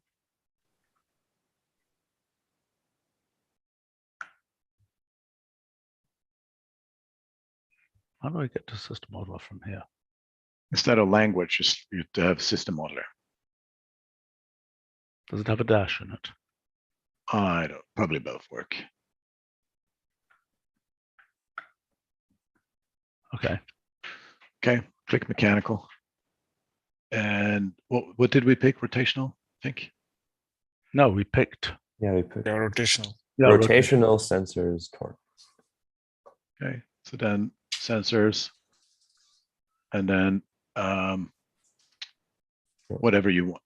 I don't know which one. Yeah. So let's see. It doesn't have much more information than that. So that means that there's sort of, it's a basic thing then. It's an atomic thing then at this point. Okay, so let's pick at something that's less atomic.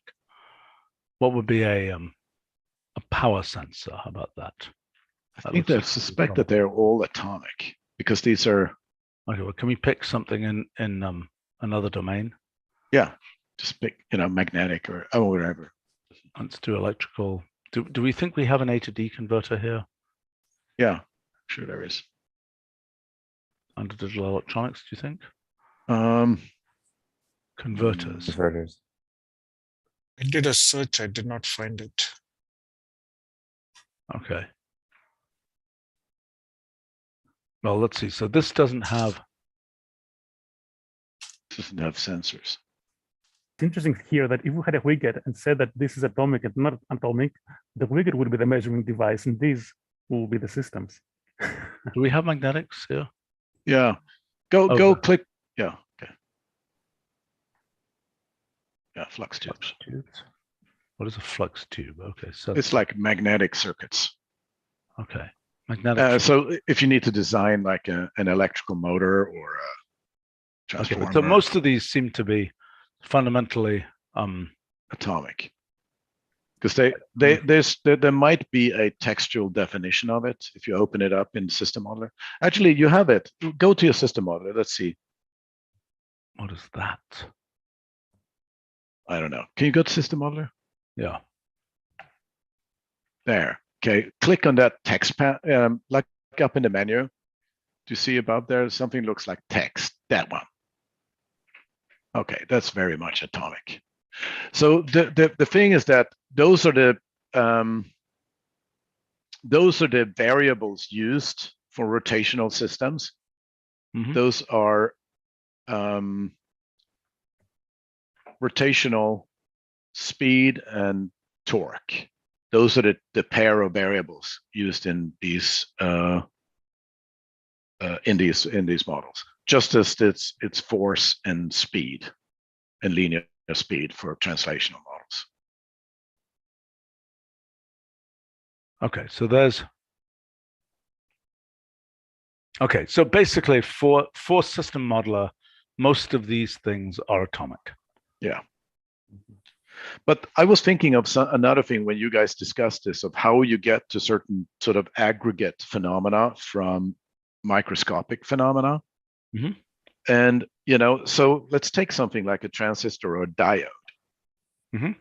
What's exported is a model, a macroscopic model that is precise enough to be used at the next level of abstraction. And then you don't need to know what's going on at the level below. Indeed. Okay. Just as digital electronics now skips the continuous level and just works in the digital domain and ignores what's the level below. Right. I mean, earlier on we were discussing, the fundamental role of an observer, measurement, whatever, is to, create equivalence classes and put a large number of states of the world into a smaller number of buckets. AKA, that's a good way to put it. Yeah. So, of which an example. And so the question, I mean, again, the overarching question, because I think you might have heard that earlier, is what is the analog of a Turing machine? What is the kind of minimal model of an observational system? That is the minimal model of a system that will take all those many states of the world and, I mean, so, many things do this. Neural nets do this. Lots of dynamical systems do this, and so on, to go to an attractor where there are a small number of attractors from a large number of possible states of the world. But the issue is sort of what is the right meta model of that?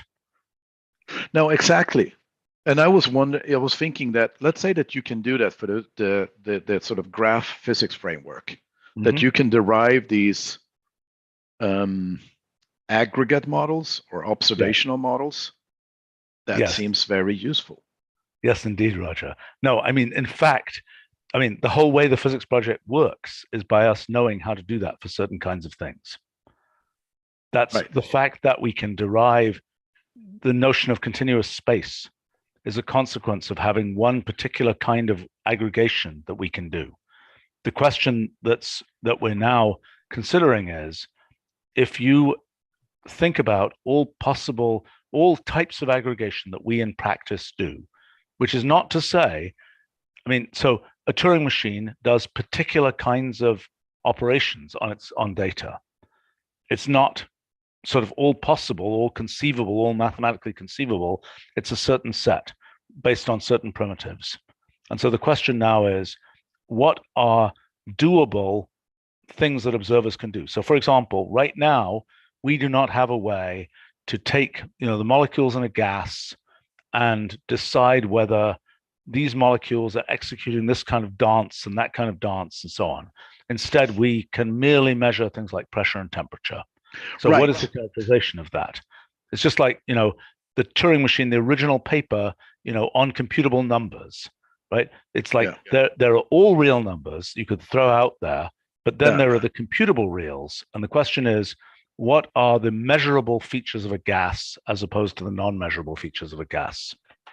No, I agree. That's pretty damn subtle, right? Seems to be very not sort of fine-grained things that you can measure. It's like, well, yes, but I think my statistical, right? My operational definition is that the measuring device has bounded computational capability. Right. But I don't really know. That's the high-level version. The question is, on the ground, how do you think about that? That is, given let's imagine you're putting together, you've got a Lego kit, so to speak, for assembling measuring devices, some generalized Lego kit. And the question is, what kinds of things, just like with a Turing machine, there's certain kinds of computations you can do based on the primitives and the kit that you have, and there are others that you cannot do. And so in the case of a gas, what things do we think, what is a reasonable model of what we can do versus what we can't do? And so, for example, for a gas, we might say that we might take the point of view simply that we have only a limited number of degrees of freedom, that our output has to be based on, we've got our eardrum and it's moving, backwards and forwards, but it's moving together rather than every different piece of the eardrum is moving separately for every molecule. That it's again, we keep on coming back to the same thing. It's a reduction in the number of degrees of freedom. But the question is there a way of sort of mechanizing that reduction in the number of degrees of freedom that would allow us to generalize the idea? So for instance, well, I mean, an example. I mean, again, the thing that's very confusing to me is a lot of these examples have to do with a lot of what small about objects, what about modern sensors that are sort of these wideband or spectrum, that measures so much more than we used to measure? Like these older physical devices, they were necessarily built out of simpler physical. Okay, that's a good point. Like software radio, for example. How does what's the software radio versus versus kind of the measuring a spark radio or something. So software radio. Okay, so how do we think about that? I mean, software radio, what we're doing is we're doing a Fourier transform to concentrate the signal. And perhaps is that not correct? I mean, because the software radio, it's basically a wire hanging out of your computer, and the thing is being sampled, the electric field is being sampled, at some number of gigahertz. And then you're picking out a carrier frequency by doing a Fourier transform, if I'm understanding correctly. Is that not correct? So in other words, you've got that's a case, again, that's a subtle case because you're creating the signal which you're then picking up. So this may not be the best example. By the way, Stephen, yeah. I have sent you in the chat a paper that says a functional definition, something very similar to what we're discussing, like that an observer is data plus computation.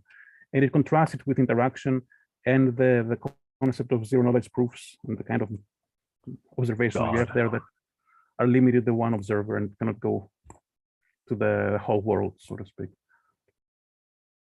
Interesting, but I'm skeptical, I have to say. So it's the bare minimals, so to speak. I think this is solving a different problem because I think that a zero knowledge proof, for example, is, what is the analog between a zero knowledge proof and a measurement?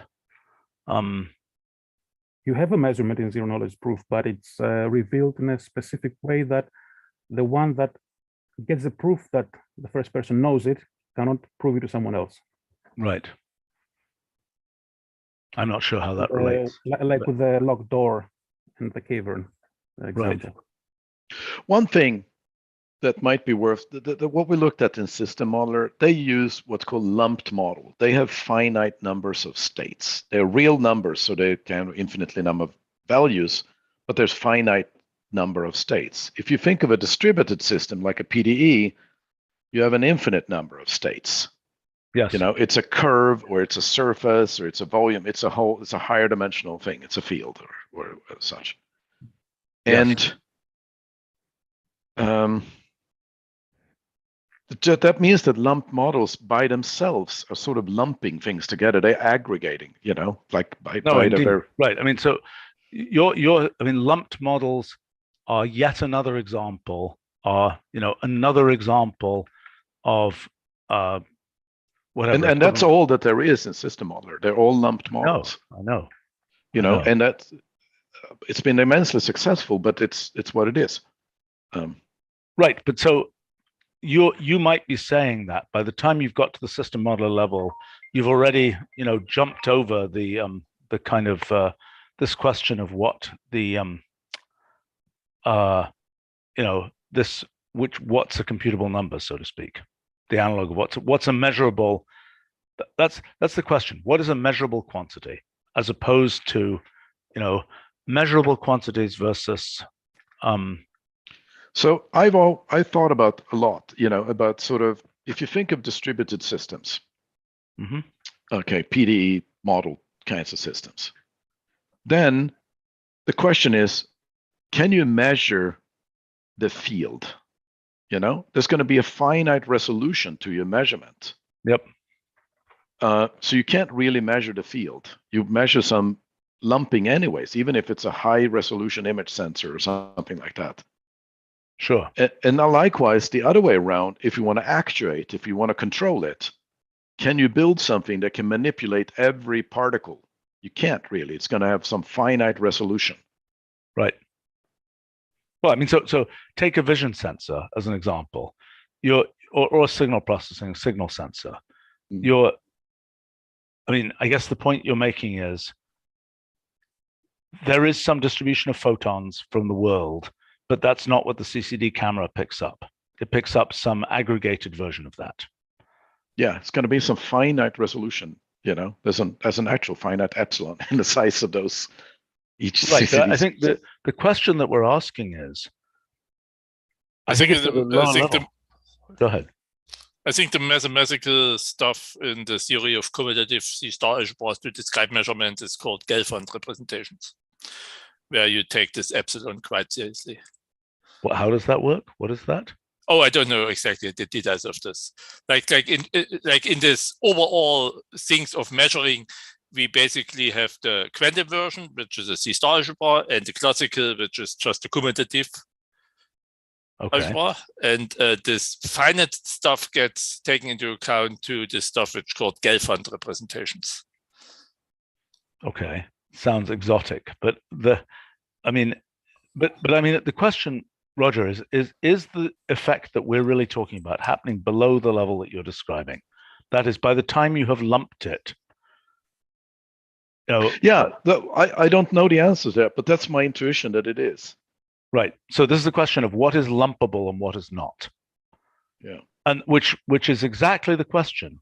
I mean, okay, the claim is in the whole physics project, the reason physics works is because we lump things like the structure of space in a particular way.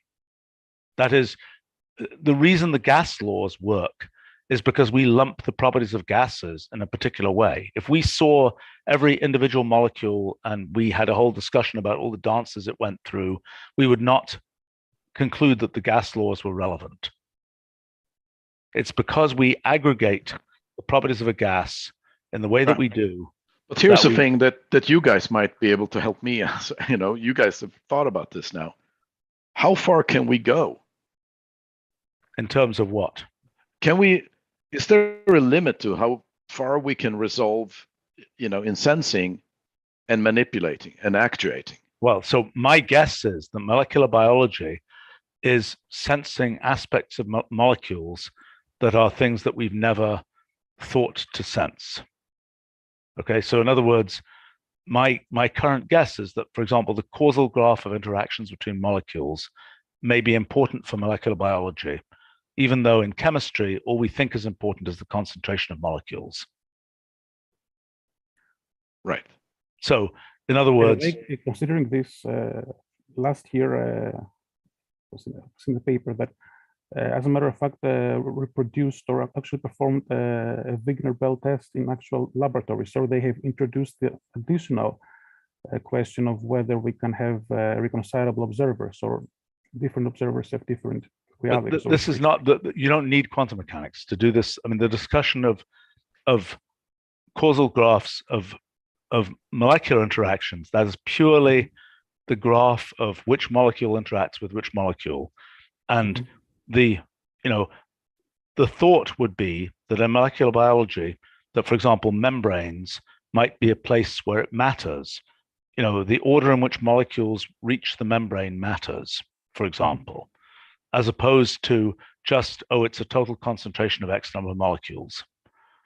And so I think the answer, Roger, is that I think it is quite possible. Okay, so the exercise is, PCR can take a single molecule that has, complicated, heteropolymer structure or whatever, and, with this chain reaction, you can amplify you can make copies of that molecule, basically. The question is, if you are trying to measure the causal graph of molecular interactions, is there a similar amplification method?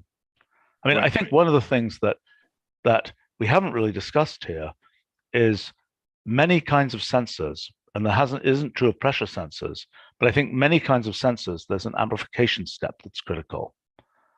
That is that, the ultimate role of sensing mostly is it's to get things into a range where brains or electronics can act on it, which means if the thing was a picovolt, if you want electronics to act on it, you've got to get it into this, few volt type range.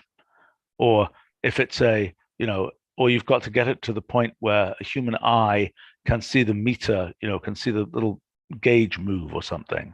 So in other words, you've got to go from whatever the actual physical situation was, you've got to transduce that into something which is in the appropriate sensory range for humans or electronics, I think. And so, another question would be, what is the meta theory of how an amplifier works? We've talked about the meta, maybe that's a different piece to the story of what is involved in measurement, is how do you transduce an effect from the, femtovolt range to something, to the few volt range or whatever else you need.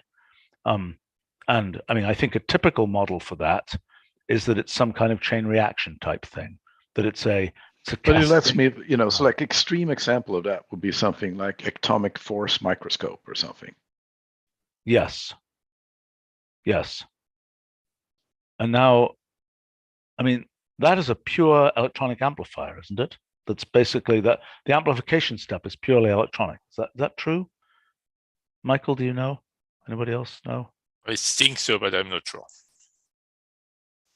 I think one of the things that is a piece of sort of history of science that I was wondering about recently, I have this suspicion that quantum mechanics was discovered after people invented electronic amplification.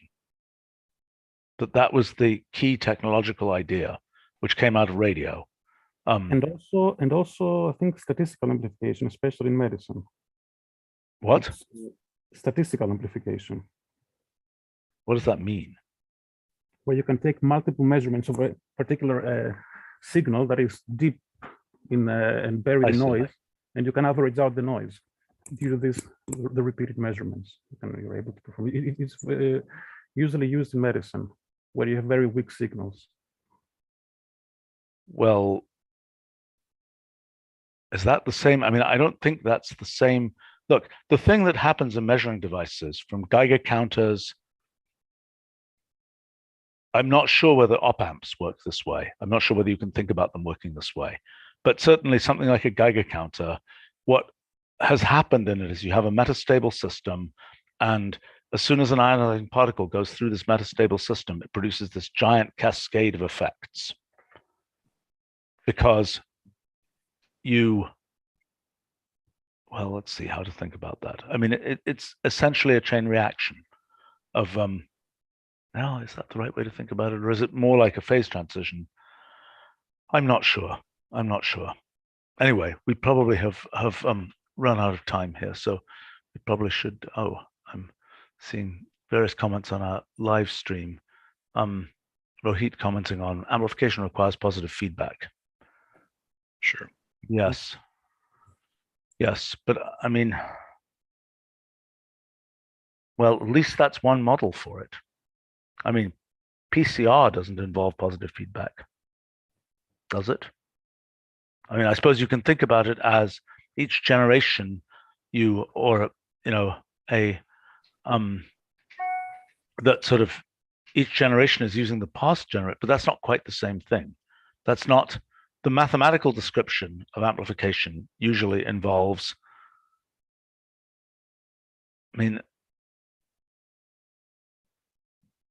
yeah, I'm not sure. Yes, that's certainly one description, but I'm not sure that's the core effect. Rohit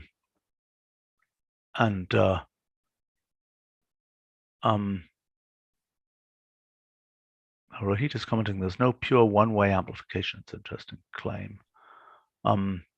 Usually negative feedback is used to control for the gain. For example, if you have an op-amp, the op-amp by itself has an infinite gain, theoretically, or a 10,000, let's say, amplification gain.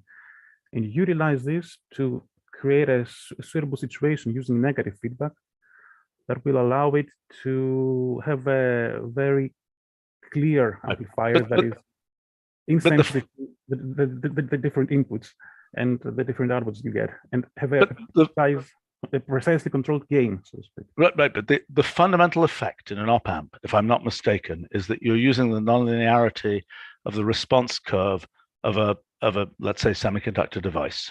Is that not correct? In the amplification, you use the linear phase, the linear portion of the element. In the switching, you use the extremes. Well, so your claim is that what you're doing is you're essentially feeding back. You're saying, can somebody explain to me how this actually works at the level of electrons, for example? So you have this thing. I don't understand this. I mean, you have a feedback loop. Okay, how does it amplify? I mean, look, there are trivial, in mechanical systems, there's amplification by pure, lever arm type things. You can think about that as a form of amplification that you. I mean, an op-amp as a model is extremely simple, and it's just like Christos says, or Sotiris says, which is that you kind of use it as a linear amplifier. The actual implementation in terms of transistors is like a dozen transistors. It's pretty complicated. Yeah, it's not okay. It's not super easy to. But so the question is, what is the meta model of what's going on there, and how similar is it? I mean, in mechanical amplification. So op amps, I think they came to, if I recall the history of it, they became popular as a way to build analog simulators. And there were mechanical versions of that before the electronic op amps. I forgot what they're called. Basically integrators, mechanical integrators. Then op amps became the thing to use to do analog simulators, to compute, artillery tables, simulate systems, that kind of thing. But then they become a useful standard components that people now use, and we teach in elementary linear circuits because they can be viewed as linear circuit elements. But then you ignore the fact that they're complicated on the inside. What is their characteristic as a linear circuit element? Just like a giant amplifier. I see. So it's treated as linear. Yes, it really is treated as. It's even treated as like a resistive. It's a resistive circuit. But with what? A negative resistance or something? No. It's just a multi-port resistor. Okay. Then. Well, and you can translate it to equivalent like regular resistor circuits, between the pairs of ports. So you can use what you've already learned about regular resistors and stuff. Right. That's enough to be able to sort of use it and compute with it, and I'm saying simulate it and stuff. Right. Look, I mean, just coming back to the big picture, and then we should wrap up. I mean, the thing I'm still struggling with, this question, measurable features versus non-measurable features. What distinguishes them? And to distinguish them, to the observables versus non-observables question, Stephen. Not the quantum mechanics version. No, I mean that's in the classical, the scientific realism, say, approach. Not perhaps necessarily in. Perhaps I don't know what that. But the point is, we need to meta model it. You can't just produce some terminological description of what observation is, like it's observable. It's not. We have to actually have something like this transducer description, but it's a general idealization, like a Turing machine that describes how observation and how what instruments do, how this works. This is what we need. It needs to be explanatory rather than just kind of right. So but I mean, for example, as an exercise. But no, it's no more context dependent than a Turing machine will be. I don't think. No. I mean, in statistical mechanics, the individual's positions and the velocities will be unobservables. However, the temperature and all other macro. Yeah, right. But that's what we're trying to figure out. I mean, so for example, one of the things that we should be able to do is just like with a Turing machine. Okay, there's computational complexity theory for Turing machines, right? There are some things that are easier to compute than others. Yes. So similarly, right. our model should say there are some things that are easier to measure than others. What, like phenomenological complexity or something? Yes. I mean, in other words, for example, pressure is easy to measure. The third order correlation function of the whatever it is that gives you the dance of the, whatever molecules is harder to measure. Maybe make a note of that. This is a good, system modeler. Yeah. Right. Computational. Anything that's local is typically easy to measure. Anything non-local is typically difficult to measure. Correlations between 2 points. Okay, so you claim, well, I don't think that's quite right, Michael, because measuring the individual molecule is not so easy for us. No, but yes, and after this comes to the integration part. But even say integrating over all differences between molecule positions would be much harder. I agree with that, but I mean, there's some characterization of adding up the momentum transfer from all the molecules is easy, but yet differencing the momentum transfers is probably hard. But this is where things get tricky, because somebody could invent, just like PCR is an invention of something quite non-obvious. It is not obvious that you can measure a single DNA molecule like that. That you can sort of go in and have a hope of sequencing sort of a single molecule in that way. And I mean, the question is what, for example, let's say you have some bizarre, mixture of a catalyst and a membrane and something else, and you put it in a gas, and the molecules are hitting the thing and they're causing some bizarre reaction on the surface, and you're measuring some incredibly weird sort of combination of how molecules are hitting the surface. That, that is not measuring pressure, it's measuring some weird other thing. Do we know whether we can do that? What will be involved in figuring out whether we can do that? And how robust? Go ahead.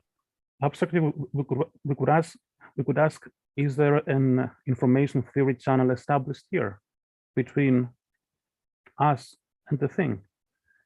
If there is, we can talk about measurement, so to speak, because we have information transfer, mutual information. That is right. I understand that. That is the.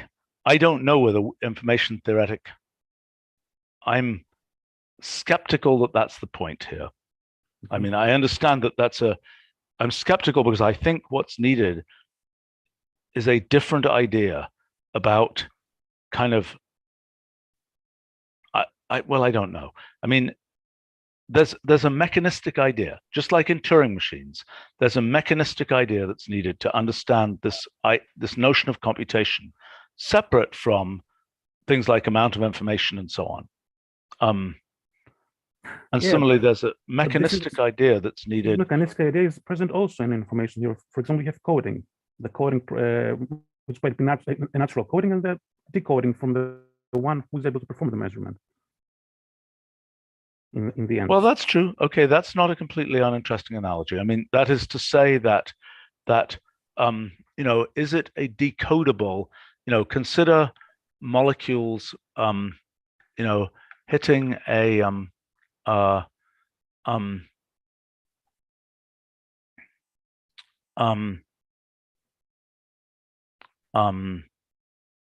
hitting a sensor.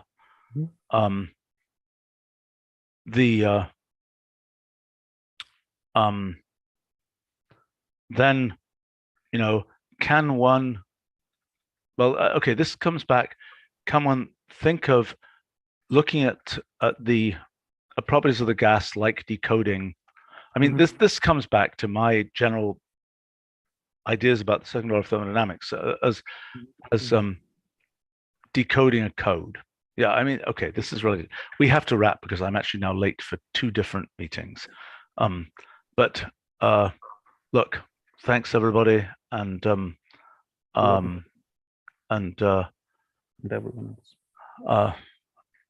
until the next time, maybe next week, we can continue this, and let's go solve this problem. I want to know how, we're going to nail this. It's just going to take a bit longer, but okay.